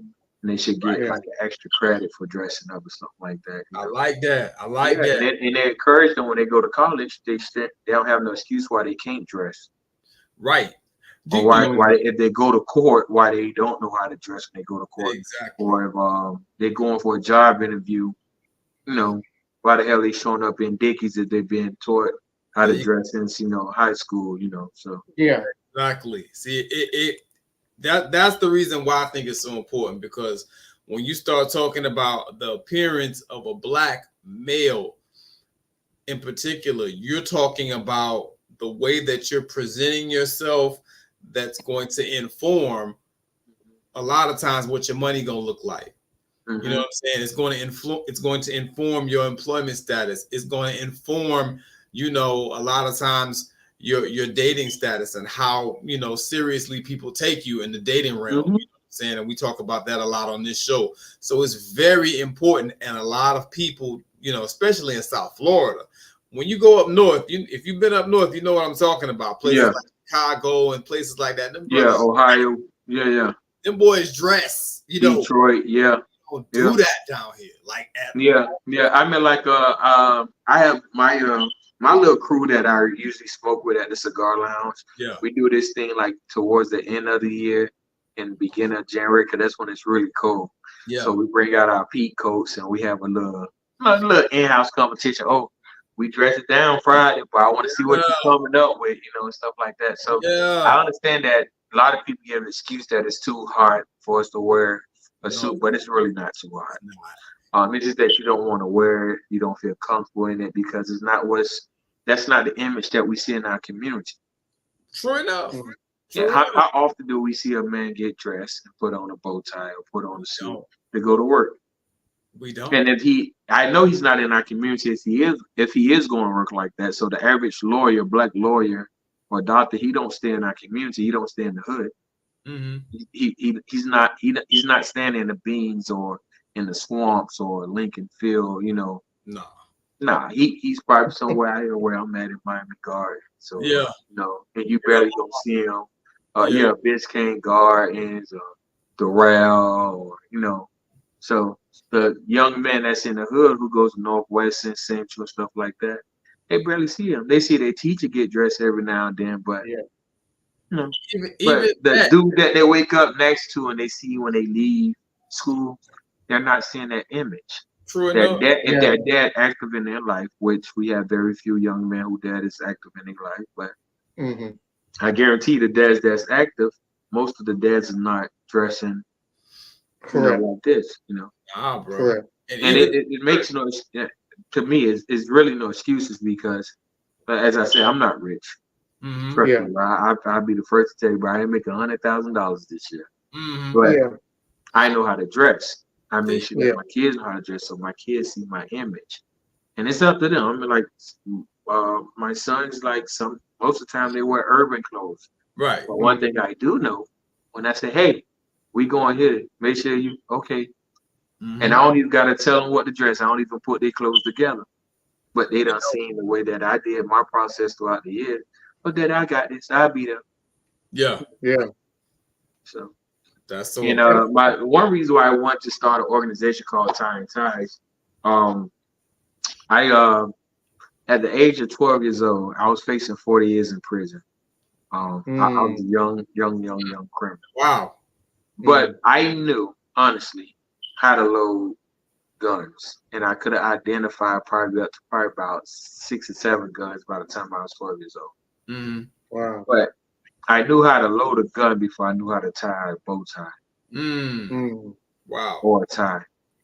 And I was that young man, as you were saying earlier, Anthony, who will go to church with an untied tie and ask somebody to tie it for him. So now that I identified the problem, I'm trying to fix the problem by calling my organization Tying Ties. And I used to do something a couple of years ago, but when they tore down the beams, it kind of stopped the process. So now I'm trying to find a new area to do it. But every year I used to give about 100 bow ties, and I would give the kids in the house a free clip-on bow tie. But if the dad was in the house, I would tell him he can have a self-tie bow tie if he allowed me to teach him how to tie a bow tie. Now, if you don't allow me to teach it, then I'll just keep my bow tie. Be like, nah, I'm trying to teach you something for you can teach your sons. As they grow older, So but most of the dads, they wasn't. I've only had probably about out of the 60 self-tie bow ties I gave out, I probably only had 2 dads that say nah, they don't want it. But most of the dads, they step out, they learn how to tie a bow tie. They was happy. They was like, oh man, I never did this, man. Man, you made my day, man. Now I feel like a new man, So I remember growing up, my mother she couldn't teach me how to tie no tie. So my mother would buy clip-on ties. You just clip on, throw that shit down, or clip it back on and go to church. You took it back. Yeah. So my dad, when I started living with my dad in my teenage years, my dad showed me how to tie a tie. I am a hands-on person. So my dad, said, go in the mirror, show you how to do it, grab it, length it up, fold it around through, and he would sit there and he taught you the Windsor knot, right? He told me that, and he let me do it till I became perfect on it. And my dad, it was like I said, I appreciate my dad so much because my dad taught me a lot in life. and got me on a great path based on the knowledge that he had. So I know the importance of it, and I taught my stepson how to tie a tie. You know what I'm saying? He didn't know how to tie a tie, and his mother wasn't showing him how to tie a tie, and he learned through me. You know, so it is very important that we pass down this knowledge because it's very vital. You know what I'm saying? And like I say, a lot of us do live in single mother households, and these women, they don't wear ties, so they're not going to teach you how to wear a tie. They're not equipped to learn, you know. Yeah, exactly. So I was like, you know, for us to I mean, do not that, equipped to learn, but they're not equipped with the knowledge to actually, and that's not their job anyway. You know, that's the whole exactly purpose of, you know, the the mother balance. and father coalition to, Correct. you know. But Correct. yeah, I taught my sons how to tie a bow tie and an ascot. I did say I was gonna teach them how to tie a tie, but they old enough, so they could probably YouTube it. But Yeah. but they knew how to tie a bow tie, I think, since both of them left elementary school. I know they left elementary school knowing how to tie a bow tie. Nice. So yeah, and then I taught them the ascot. I'm gonna say probably around like when they was in middle school, because we used to go to Chicago every year. You know, Chicago is very, very cold, so Yeah. need the ascot and the star. Definitely. I tied one of those when I went to New York last year, so I think it keeps you pretty warm. Get your rolling Definitely. button on. Yeah. All right. So yeah, so I definitely want to get into something real quick where just to get your thoughts about it. Now, when it comes to, are you on the market? Are you single? Are you married? What's the background on you? I'm single. I'm going through a divorce right now. Oh, okay, Yeah. cool. So in the have you seen the field where the divorce won't flip back to getting reestablishing your marriage or something like that? Do you I feel can hear like you. I said the streets, right? Uh-huh. Do you feel like the market, the dating scene is good for you to jump back in it, or do you feel like it's a piece of crap and you might want to reconcile your marriage? Um, um, the dating scene. Me and my wife been broken up for like 6 months. Um, and I tell you this, man. Some of the dates that I went on, man, I wish I would have stayed home, bro. Yeah. Man, our women, they're like, I don't want to talk bad about them because I love us, Yeah. and I only want to Yeah. date us, but I have to be blunt. Yeah. But they're so I give you one example. I ain't gonna say no names, but it's Yeah. one lady I went on a date with. She was a doctor, and she was very aggressive and passive aggressive. So I let her know off rip, hey, like, hey, calm down because I don't need you, trying to defend anything. I need you to be in your essence as a woman.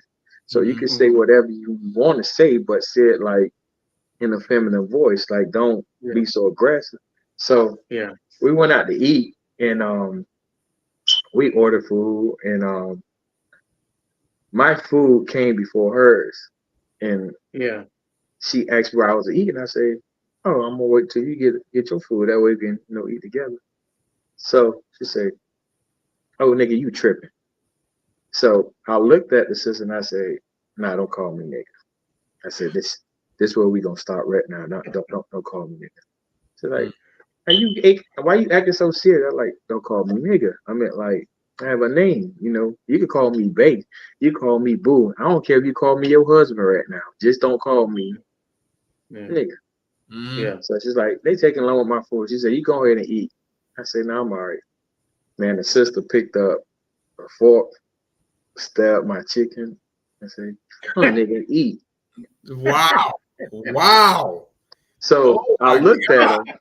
I looked at the sister and I said, look, baby, I don't think we're gonna go nowhere. But I said, I'm a gentleman though, so I'm gonna show you how I'm gonna do this. So I know the meal probably would have costed like $80, so I had left $160 on the table. I'm like, man, have a nice day. And she said, oh, you really gonna leave me? You really? Then she started getting loud, and she messaged me back like 2 days later after she got out of her feelings and stuff like that. And you know, I told her that she need to go back to the drawing board because I said, I'm not here to say that whatever man you dealt with was whack or, maybe he liked that, but you need to know, your place is like I know my place. And I say, even if the shoe was on the other feet, I would never stab a piece of food of your food and tell you to eat it. And I said I was trying to have respect for you to eat with you. But yeah, man. So the dating scene, man, it's just out of whack. Sometimes you give women wise advice, they just, man. Man, they be on some other stuff, bro. They really do, bro. Like, wow. And I love them, like, trust me. I only want a sister. I ain't trying to leave my race, but some of our women are out of place, and I understand like it's a defense mechanism for them because of the previous relationship. But I believe that if you have to take your problems or your issues out on someone else, then you don't need to be dating. That's terrifying, bro. Like real talk. That's some wow, man. Yeah, like if you didn't hear from your last relationship, if you got angry, you go on defense mode, like you shouldn't be dating. And another thing is like, some of these sisters with children, especially in particular boys, like they baby them too much, and like don't tell me to step in. Don't tell me to step in and be a man or be a father figure to your son. And the first time I say, boy, you don't hear what I say? Well, don't talk to him like that. Ooh. What the hell you got going on? Real talk. Talk about it now. Like, you said you want me to be a father figure. This is how I would talk to my son. Boy, you ain't hear what the hell I said? I just told your ass to do this.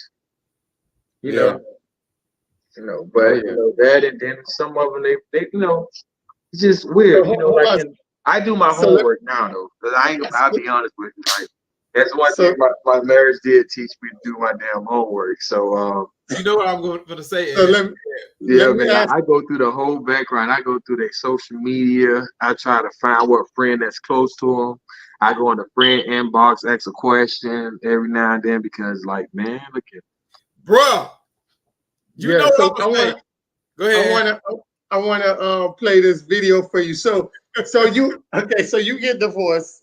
You go out here and you meet a woman that you like, and you really like her, and then you get a call from your woman, and she said this what happened to her son in school.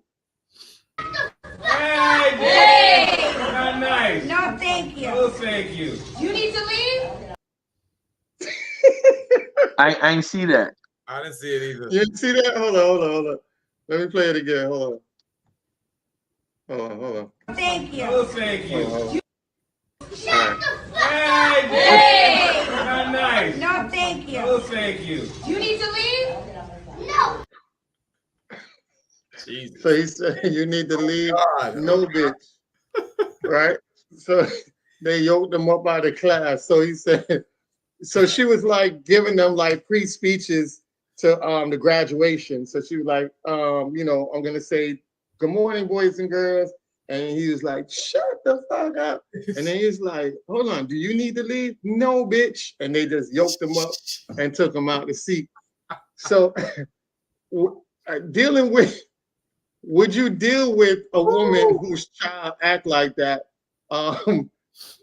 Yes or no, and why not? You said, would I deal with a woman who tried like that? Yes. Man, look here, bro. Like, man, if I go to a woman crib and we just like, this is my first time meeting her, let's just say we just friends with benefits, and her son act like that, we never even making it to a date. Her son or her daughter act like that. Like, my God. I'll be honest with you, bro. I might try to sneak one in that night, but if I don't sneak one in that night, that's probably gonna be her last night talking to me. Yeah. Yeah. To be honest, like let's keep it a blunt, bro. Like I know our women have this thing that their mindset is crazy when they say a man just want a woman he can control, but a man would never be in an environment that he can't control. Period. That's true. Period. He has control some portion of the environment that he's in.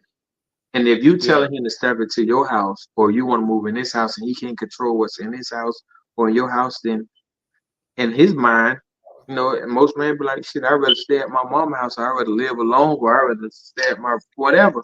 But I ain't gonna go there because I can't tell your kids what to do. I can barely tell you what to do. Your friends can't tell you what to do. Your mama can't tell you what to do. Society can't tell you what to do. So who's gonna correct your behavior? And if nobody can correct your behavior, then that means you ain't willing to correct your child behavior. Correct. So what I'm stepping in for, you still want me to be this outstanding, upright model, role model to you and your child and represent the brand or the company of our family, and y'all just all out here bullshit? Yeah. Bullshit. And I'm like, my son 18, so the statute of limitations is up. But my oldest son, he never gave me trouble. Like I think I beat him one time when he was in school. But my baby boy, well, look here. Just last month. But he's not a rude, you know, none of his teachers, all the teachers say he's not rude, he's not disrespectful. He just loved, ever since he was little, he always been obsessed with girls.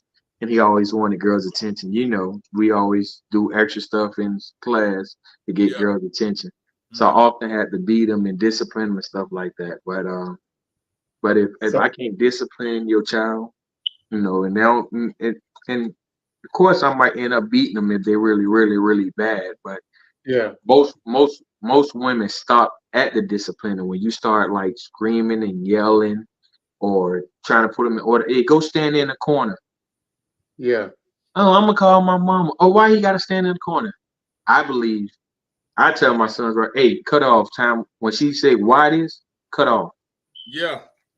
You know, you have to get your house in order. Like, you know, if you're going to be part of that family, if you don't have no order, no structure, they always going to embarrass you. Precisely. Yep. You know. So I got a question that came in for you. If he really likes the woman, why wouldn't he want to at least be a mentor to change the child's behavior? I'd be a mentor. Mm-hmm. You could be the mentor, but you couldn't. I got you. I got you. Yeah, I'll be the mentor. That makes sense. That makes perfect sense because. But you know, you got to understand that the child behavior comes from someplace, so I can't be in a relationship. Right. Because the thing is, the woman is so sensitive, you know, when it comes to the child or whatever the case may be. So if you try to discipline a child and then she coming at you, you're gonna be at odds with her now. Yeah. The child is not gonna look at you as an authoritative figure. You know what I'm saying? That's gonna be a rift. So I get what you're saying. You could be a mentor, but that had to be an outside thing because I can't fight with you and you ain't got no order in your house. Yeah, because and even if I do be a mentor, I don't need you around.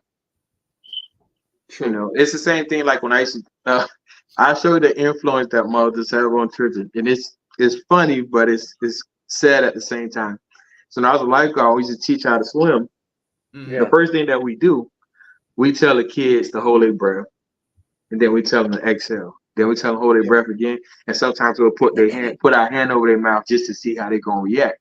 The really only thing that we want to do is just see them blow hot air in our hand, because then that means that they know how to blow bubbles in the water. So once they do that, we throw them immediately in deep water. Now we're gonna jump in and get them. But what I would see, you throw a little girl or a little boy in the water. If the daddy there, that's just look. He don't got nothing to say because he paid you to teach them how to swim. So But when the mama there, man, they can't swim. They be trying to jump in the water. They cussing you out. They want to talk to your supervisor saying that's not how you're supposed to teach kids how to swim. Yeah. But we need to see them blow bubbles, and we need to see them have survival skills. Yeah. Otherwise, we can't teach them. Right. So if they know how to fight the water, then that means they know how to control the water.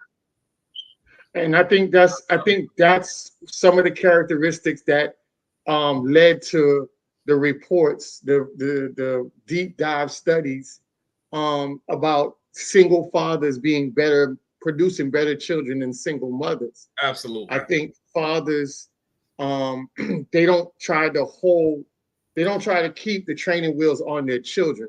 Yeah. They try to make sure that they're very self-sufficient. On the other hand, you get a lot of women that coddle their children. Yeah.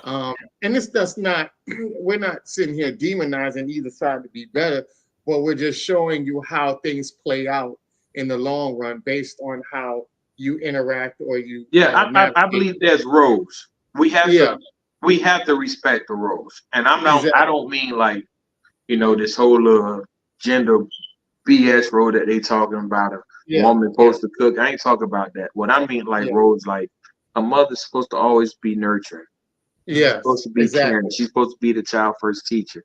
The dad is supposed to always give order, structure. Correct. Let the dad do his job. Let the mom do his job. If dad messed up and the child came home with a patch eye because he listened to the dad, mama, you supposed to be right there waiting with the ice pack. Oh, what happened? Yeah, that's it. That's what she do. Yeah, but you're supposed to go off on the daddy, be like, I told you not to make his dumb ass play basketball, or why you cooking fish? And like, nah. And some bumps and bruises the child needed to learn a lesson. Real talk. Real talk. If you raised with a father, I wasn't raised with no dad, but I had a lot of uncles and I had my grandfather. But man, somebody hit you, or you playing football and somebody knock you down and you come with your uncle or your granddad crying, they're gonna tell you straight up, better get your ass back out there. Yeah. But your mama gonna, but let daddy do his job. Right. And when the football game is over, when he got a concussion, just feed him, give him some ice, and that's your time to be nurturing, and exactly. He'll be all right. Yeah, and I believe like that's the role that we have in society that we're out of whack with. Yes. Like some women, they are not nurturing at all. Like they're not even nurturing to themselves. And some men, they don't have structure and order for their damn self. There's men who like I'm just gonna be honest. Let me call it a spade a spade. Like Future. There's nowhere in the hell that Future still should be making kids. But I guarantee if you was around most women up there probably get pregnant by Future, then say how much he was a bad baby daddy or how he this or how he was that. And as much as I'm a big Dolphin fan, my brother Xavier Howard, they say he got like 6 baby mamas out here. One chick posted a picture the other day. She had a onesie made with his DNA test on it and say he don't take care of his kids. But he had 4 or 5 kids before then, and he wasn't doing his job. Why are you gonna lay down and precisely? Where's your that's it. So where's your accountability and responsibility in this situation at? Ridiculous. You should know that he was out of whack. He ain't had no structural order, no discipline anyway. If you was shooting up everybody club like that, Exactly. And the same thing with me. I'm like, man, we have responsibility too. I'm like, when I talk to women and I measure women now, if there's a woman who approached me and she's like, oh, I got four or 3 kids, and I would accept a woman with 4 or 3 kids, but it better be 1 or 2 baby daddies, and they better be dead or have life in prison. I hear you. But you ain't gonna tell me you got 2 or 3 baby daddies and they all was failed relationship. They all wasn't shit. Like I'm gonna look at you and say, hey, what did you do? What's your problem? I know they're an issue, but you have to take some accountability in this as well. I'm just being blunt. Bruh, let me tell you. I know we don't like the truth, but no, this is the show for the truth, and we need to tell the truth. I'm writing a book about this right now, called a relationship book. Now we do things out of whack and out of all the time, bro. Like our community, we condone a whole bunch of sucker stuff. Like I'm sure you brother seen the issue last night with Charleston White getting jumped. I heard about it. Man, that was so whack, bro. How you jump Charleston White and George Zimmerman still walk around this thing free? I'm just saying. And he stays in Texas. Yeah, I know George Zimmerman's situation happened in Florida, and I do Trayvon Martin personally. He's the gun of my house. But George Zimmerman stay in Texas now. So you guys want to check him, but George Zimmerman still walk around free. What's the other situation that happened in Texas? They made a movie about it. The guys that dragged the black man, they chained him to the back of the car and they dragged him into. Yeah, James Byrd. I believe that's it. That might be it. But one of them are, I think, getting out of jail or something like that, or if they're not already out of jail.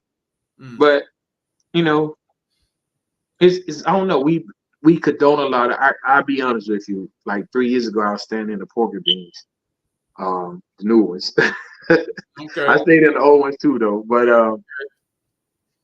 the dude used to be selling dope outside of my crib. And at my crib, because it was like a mother and father structure, all the kids who stayed in my unit, they used to always come to my house because our kids had like an Xbox, PlayStation, Wii and stuff like that. So they used to always come and play the game. So I used to tell this little hood dude, hey, bro, I don't care about you selling dope, but sell it across the street or go to the next unit, bro. All the kids be right here. True. Yeah. Dude challenged me like 2 or 3 times. I say, bro, I'm from here, bro. Don't let these bow ties fool you, bro. But I'm from here, bro. Like, however you want it, bro, I can deliver it. But I'm just actually right now as a man before I go to the next step. Like, don't sell dope in front of my step. Right. Don't do it in front of the kids, bro. Like, bro, I say I do you one even better. I'm finna come to a meeting with you. You can sell dope on these steps, but wait till after 10:30 when all these kids in their house and sleep. Yeah. He cussed me out. I confronted him again. He cussed me out again. So one day, he was selling dope. Police pulled up. They beat him. They caught him selling dope and they beat him. Oh, bro, get this on video. Get this on video. So I sat on my porch. I crossed my leg. And I was looking at him, like, ain't nothing for me to do, bro. Like, you work with me, I'm gonna work with you. Now, if you would have listened to what I said, I actually would have got it on video. I'm a community activist. I would have went and complained and everything, bro. Because they ain't gonna lie, they beat him for no reason. Yeah. But I was out of loops with him. And I just trying to tell them tighten up, like have respect for the kids, have respect for the space of residence. And I just couldn't condone no sucker shit. But there's a lot of things that we do in our community that we condone. Yeah. Like Rick Ross, my brother Rick Ross, he ain't my brother, but Rick Ross, Jim Jones, Meek Mill, all them beefing with D1. And D1 is a truth teller, right? Yeah. Yeah. So one thing that I gathered this morning, whether it's D1 telling you the truth in a box with a bow on it, or Charleston White telling you the truth straight out of the gutter. Our community just try to dodge the truth. We don't want to accept the truth. Yeah. So who should tell you the truth? No accountability. At all. As simple as that. They don't want I mean, like, either way, bro, you have to like acknowledge, like, okay, yeah, that's true. You don't have to agree with everything, but somebody tell you 80-90% of the truth. You could disagree with the 20%, but overall, did you get the message? Right. Yeah. The hell with how it was delivered. It's not FedEx, UPS. Did you get it? This is not DHL. Don't you got the package? You got it, right? Okay, get it. Let's move on. Let's better ourselves. Let's better our community. Let's better who we are. Let's better the way that we think. Yeah. Let me take it back real quick because we talked about a lot of things. I'm gonna take it back to the things you was talking about with dating specifically, because we talk about this most of the time on this show. That's a topic that we address a lot, and speaking to the caliber of women that are out here, and coming from your current situation, the climate, generally speaking. Do you feel that it's conducive to you at this point being able to re-enter the dating? I know that you've had some bad experiences, but I mean, just overall, the temperature, And speaking specifically, you said something earlier that I wanted to get back to as well. When we were talking about in your situation where you were living with someone and they were, helping with the bills or whatever the case may be. No, that wasn't my wife though, but okay, no, that's fine. That's fine. But that actually gives more of a subject matter to what I'm saying or what I'm going to ask. Because are you familiar with the new chatter about the 50-50 relationships and all that type of shit? Are you familiar with that? Yeah, I hear a lot of women saying, like trying to make it look like it's whack or they dating a whack man because they want a 50-50 relationship. But this is a modern society, like we live in a modern age, like women wanted equal rights to men. If you go back to the 50s or 60s, women didn't have no job. They couldn't vote. So the man was always the breadwinner. But once a woman started fighting for equal rights, she started putting her foot down and tried to demand stuff in her household. So I believe that if you're trying to be that kind of woman where you can make your own money and do all this, then I think you should go 50-50. But if you want to be, a wife or be submissive or, allow the man to be the head of the household, stuff like that, your man can afford to take care of you. He's going to take care of you. But you can't be both. I don't know if you see what my I'm point. saying. You're making my point for that. This is what I'm saying. And coming into that climate, being that, this is the type of climate, this is the type of nonsensical babble that's out here. You understand what I'm saying? Do you see it being feasible that this climate is conducive to you having another healthy relationship with this type of woman? Because it seemed like in the last 10 to 15 years, like they forgot about the whole point of the women's suffrage movement, which was to supposedly attain equality, right? But they want to talk out of both sides of their mouth. You want equality, but you want special treatment and you want to be taken care of at the same time. How does that jibe with you? Being that you've been in a marriage and now you coming back out fresh into this. What does that look like? I mean, like when I was with my wife, I was with her. We was on. I ain't gonna say how long we was married because it's kind of embarrassing. But we was together for 12 years. But 12 years we was together. We was like 50-50 most of the relationship. There was times when if she fell off, I would carry the load, or if I fell off, she'd carry the load. That's a reality. That's a realistic relationship. Agreed. A lot of times these times what our women living in is social media relationships or reality TV relationships. Talk about and it crashes with the reality of how things really are. So will I take a chance with a woman who believes in 50-50? Yeah. But I wouldn't take a chance with a woman who believes that a man's supposed to pay all her bills, not these days, because a very interesting conversation happened the other day at the cigar lounge. And this young man said, if a woman believes these days, if a woman believes that a man should pay all the bills, that means that she's with him for his money. And if his money go low, then she's going to the next highest bidder. Agreed. And I said something, the young lady got upset who was in the cigar lounge. I say, it sounds like a little prostitution culture that's going on. Yes. Because, no woman should be put in the value of her coochie, excuse my French, unless she's a prostitute. Agreed. The value that a man should want from you should be everything else besides your coochie. And me and the young lady got an interesting conversation. I had to keep it a blunt with her. I said, when we first look at y'all, I have to be honest. We say, I want her. I want to have sex with her or whatever. Yeah. And we try to go after that. And I say, most of the time, y'all deny it. As much as there's a lot of one-night stands out there, we barely have them. Right. They come few, far, wide, and in between. Yeah. But we got to work like 5 to 6 months or 2 to 3 months to get, some of y'all.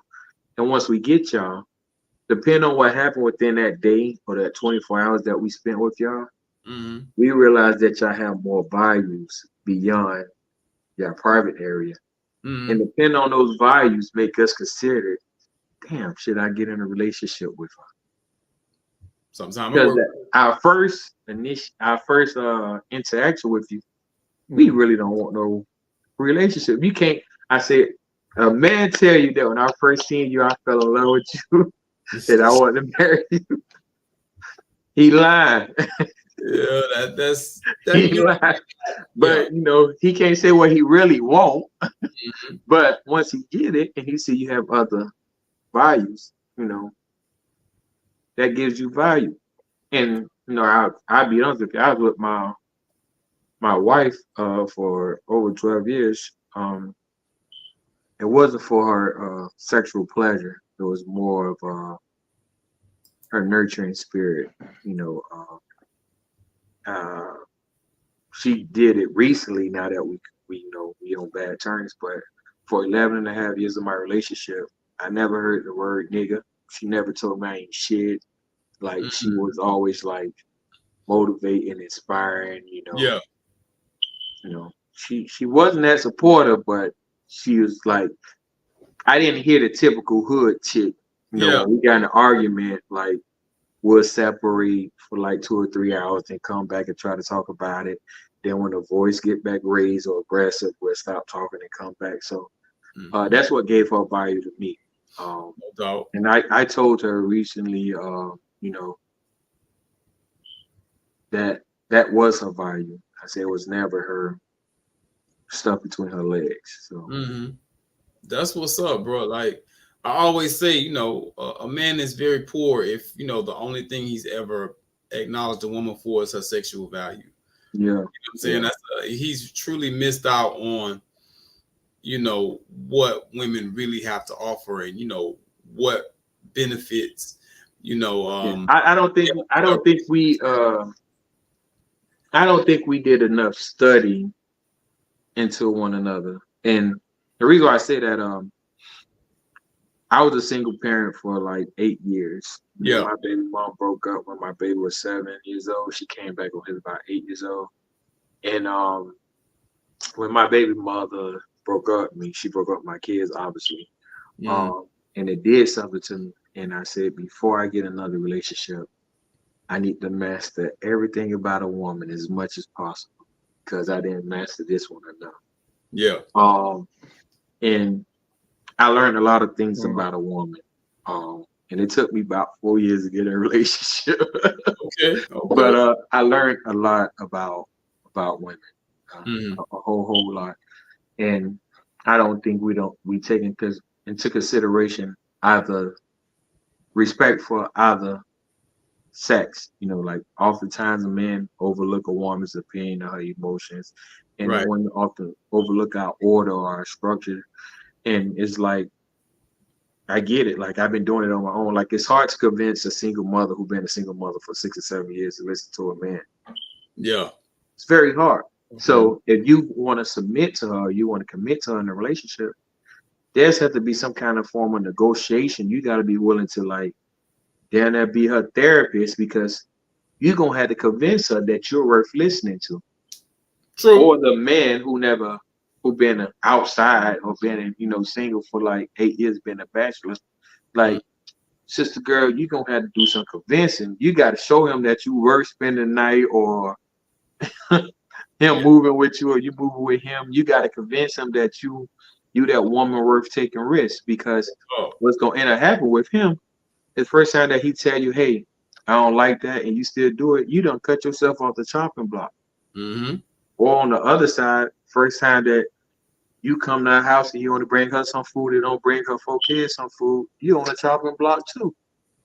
So we have to be serious about our commitment when it comes to relationship and studying, you know, our opposing partner. My grandfather used to say this slogan. He said, when you dating a woman, she's either going to be your love of your life or your long arch enemy. Prepare for both. That's real. Yeah. That's real. Them old timers knew some stuff. That's how they got old. Yeah. That's how they got old. Bro. Man, it's crazy. We could go on for hours and hours. I appreciate your time here, man. We got to wrap this up. But I did want to go over your different businesses so we can inform the people on how to purchase stuff, because I know the holidays are coming up. And, you know, like I said on the last show with our other CEO, we don't have good gifts out here for men. So I think this would be a great gift for men, young adults, to buy some bow ties and have them on deck, you know, to basically, you know, have access to them just in case they need, you know, you want your man to come to church with you, you know, spruce them up, have them get some bow ties. You have your children, you know, different events that you want to go to, spruce them up, you know. So we definitely want to share your information and let people know how to get in contact with you. So For I'll sure. definitely. You can go on www.brothersbowties.com. That has all my bow ties on there. It has my cigars packages on there as well. I think I have some bow ties apparel as well. And also I have the Fish Fly Company. I have plenty of fishing hats. You can find us on IG as well as Fish Fly brand. I have, I think, about 13 or 14 different fishing hats you can purchase, as well as some of them have some of them come with a matching t-shirt as well. So yeah, Nice. and they're available. And I give you guys free game for those who listen in on the interview today. If you go to my website and you type in BOB 808, there's a discount code. You get 20% off. BOB Black Owned Business 808. BOB 808. Let me write that down right now. Yeah. Yeah, put that in the chat for us so Yeah, that so they that's can that's the know. discount code. So you get like 20% off your order. So yeah. So appreciate y'all. Check me out on all social media at Brothers Bow Ties or Brothers and Bow Ties. And pretty much you can find me on YouTube. You can find me at Brothers and Bow Ties. And also we have another channel for Fish Fly. And you guys, man, especially my black anglers out there, man, whenever y'all post a video, man, you can just tag me. Same thing with those who purchase bow ties. Tag me. You might end up on my website because I love representing us and making us look good. So Yeah. if y'all, as I said, if I win, we win. So you might get a phone call from me like, hey man, can I use your picture? Like, yeah. And then probably like 3 or 4 months later, like, I want to use your picture again, but hey, I'm gonna give you $50 because I have done it. So you know. I seen this meme and I figured I'll post it with you on here. It says rock beats scissors, scissors beat paper, paper beat rock, nothing beats fishing rod. Man, when we gonna meet, man? Yeah, we definitely gonna link, man. Definitely contact me, man. We'll set something up. I did want to highlight we have a lot of entrepreneurs that are doing their thing out here, and I do want to highlight our entrepreneurs out here as well. So I definitely want to start off with here we go. We have Flawless Flicks booth. This is a super dope sister. Her name is Shania, right? Yeah. So she has her own. That's my classmate. Yeah, dope. So she has her own 360 booth, and she also does photography work, which is super dope. You can go to Flawless Flicks on Facebook. They also have an Instagram page that is Flawless Flicks Instagram page. That's a beautiful family down there. So you guys could definitely contact her if you need photographies. This is in South Florida. She's located out of the Miramar, but she does travel.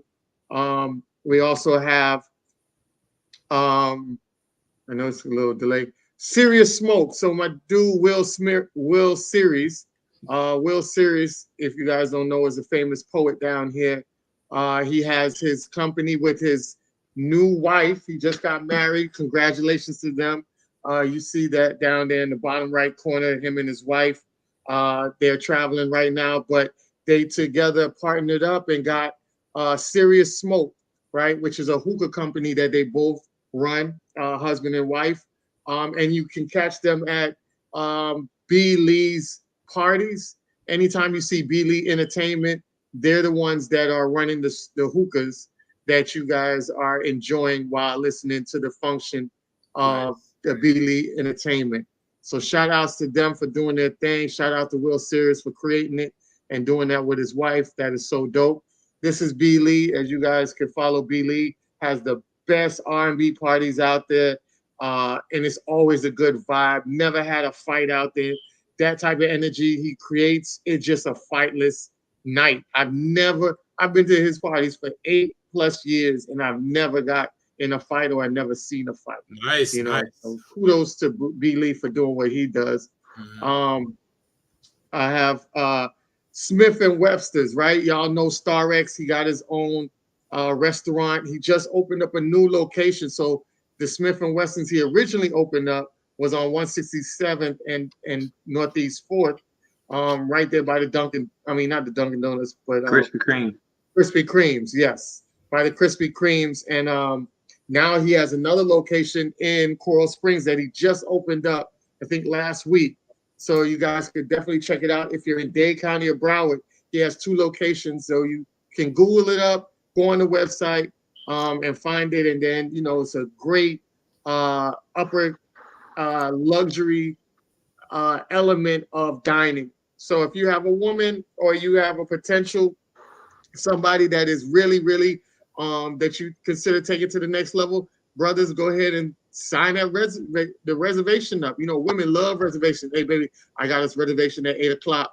Man, you know, make sure you dress up because I'm gonna go out here and put on my brother's bow tie and get real suave for you tonight. So, you know, do the same as well. So definitely you can hit up Star X, Smith and Wesson's and get something to eat, which would be super dope. This is my boy Achilles, right? So you guys, I know him as Randy. That's his name, but he has his own store, right? So I got a lot of his gear. You talk about black-owned business. You don't have to rock Gucci or nothing like that. You got brothers like my homeboy who started up his own business, and he came to me and told me, he said, yo, Ant, I was thinking about starting up my own shirt line because I used to come in and make my shirts and I used to wear them to the barbershop. And he said, you know what? I was thinking about starting my own shirt company. What you think I should do? I said, go ahead and start it. I'm always the one encouraging people's dream. And he got their advice. And next thing you know, man, he's making buku money right now, man. He is doing his thing. Got a storefront, as you guys can see, 17207 It's Northwest Ave, right next to the Winn-Dixie. Super, super dope location, man. And you guys next to Domino's. Yes, next to Domino's. His uncle is actually my business mentor, Kennedy Achilles. Nice, nice. So here's me. I was signing on his pole when he opened up. I went to go support him. Well, I didn't say support. My lifestyle was buying clothes from him. I have, you see on the right side, I have the shirts that I buy. I always go over there and buy shirts. He had, when they got the NASCAR thing that they had down here, he had created a shirt for the NASCAR, or the Indy cars. When they brought the Indies to Miami Gardens, he had created a shirt for the Indy cars, and I had went and bought that to support that in Miami Gardens. You guys can definitely go on his website if you can't go to the storefront and check that out. So his website is it's www.achilles3.com. So you go on in Instagram, tap on the website, and definitely grab something for yourself or anybody else. Women out there, if you want to grab something for your man, do it for the holidays. No more socks and cheap gifts. All right. I did want to talk about my boy. I'm trying my hardest to get him on. He done blew up so big. Well, my boy Cy, as we was talking about shoe brand, right? So Cy Collection is super dope dude who makes his own shoes, and his shoes is super tight. Man, you guys got to check him out. Black owned dude. He actually reached out to Kyrie Irving when he was going through his thing to try to pair up with Kyrie Irving. And I think, if I'm not mistaken, some kind of deal went on. Don't paraphrase me on it.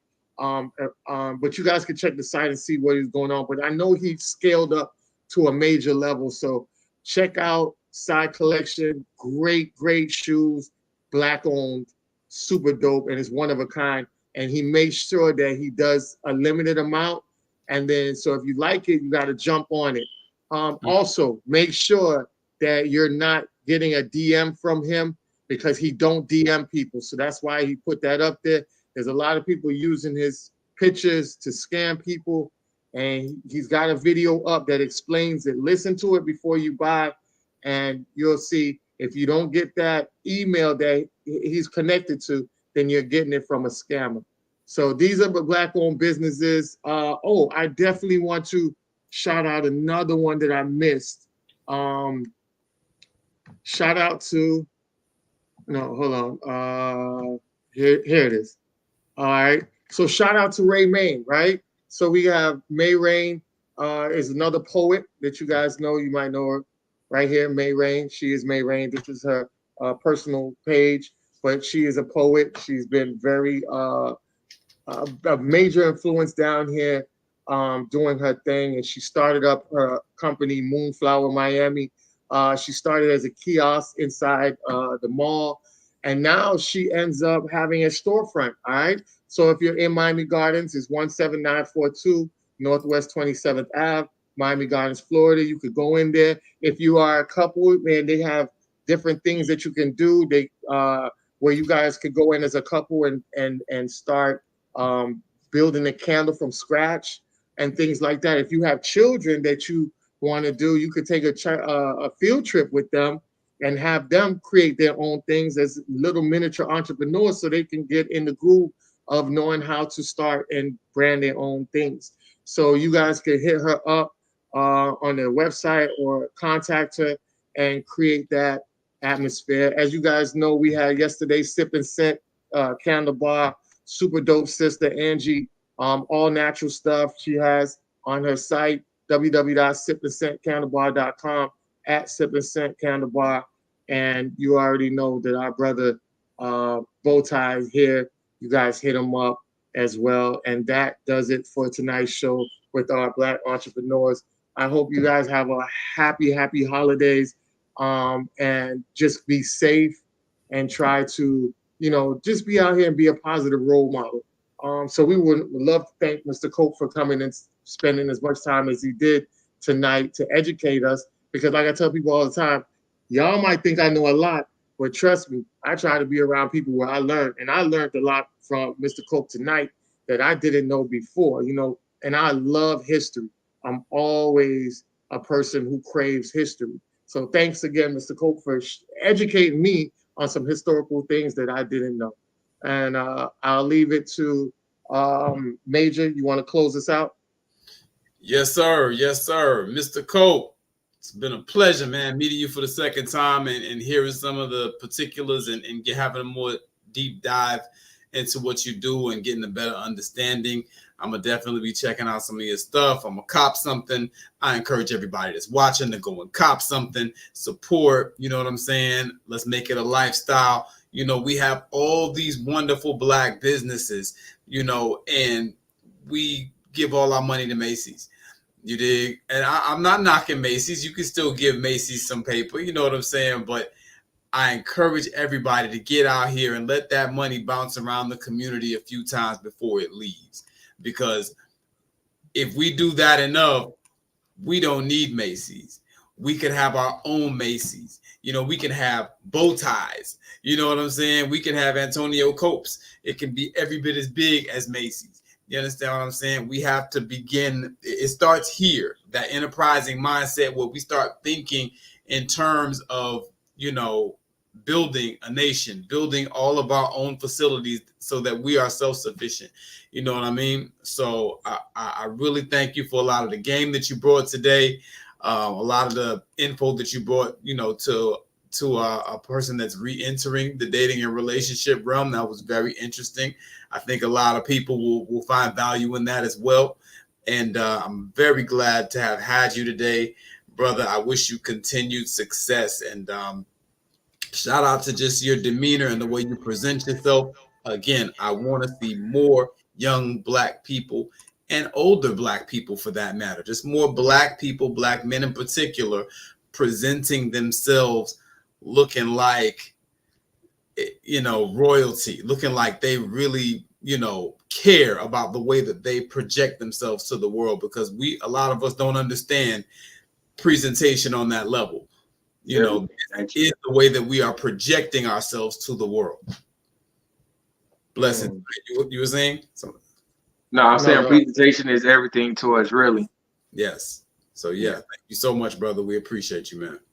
All right. So make sure next week we're doing the vision board. So y'all bring y'all vision board. We're gonna go over them. You can definitely jump on air with us and share your vision boards. But going into the new year, we want to make sure that a lot of people get their goals, you know, on a visual with the visual boards, the vision boards. So make sure y'all tune in next week, and I'll show you a little bit of our world.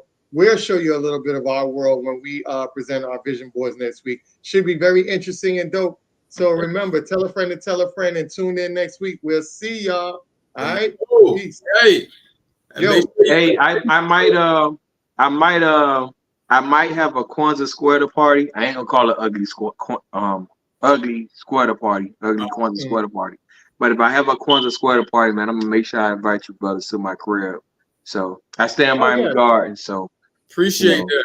But it would be a lot of people smoking cigars. So I don't know how y'all about smoking cigars, but we'd be all right. You know, and we're trying to change the culture, man. I need some of us to celebrate Kwanzaa, man. We need that Kwanzaa energy. Oh yes, definitely. And we invite you back, you know, to you know, make sure, because everybody that we have on, we will also want to encourage them to become part of the audience going forward. So every week, man, we send me the link and I'm there. On Sunday. You did? Send me the link and I'm there. Yes, sir. We will. All right. For sure. All right. Bless you. All right, family. Be easy. See y'all next week. Peace. Peace. Hey.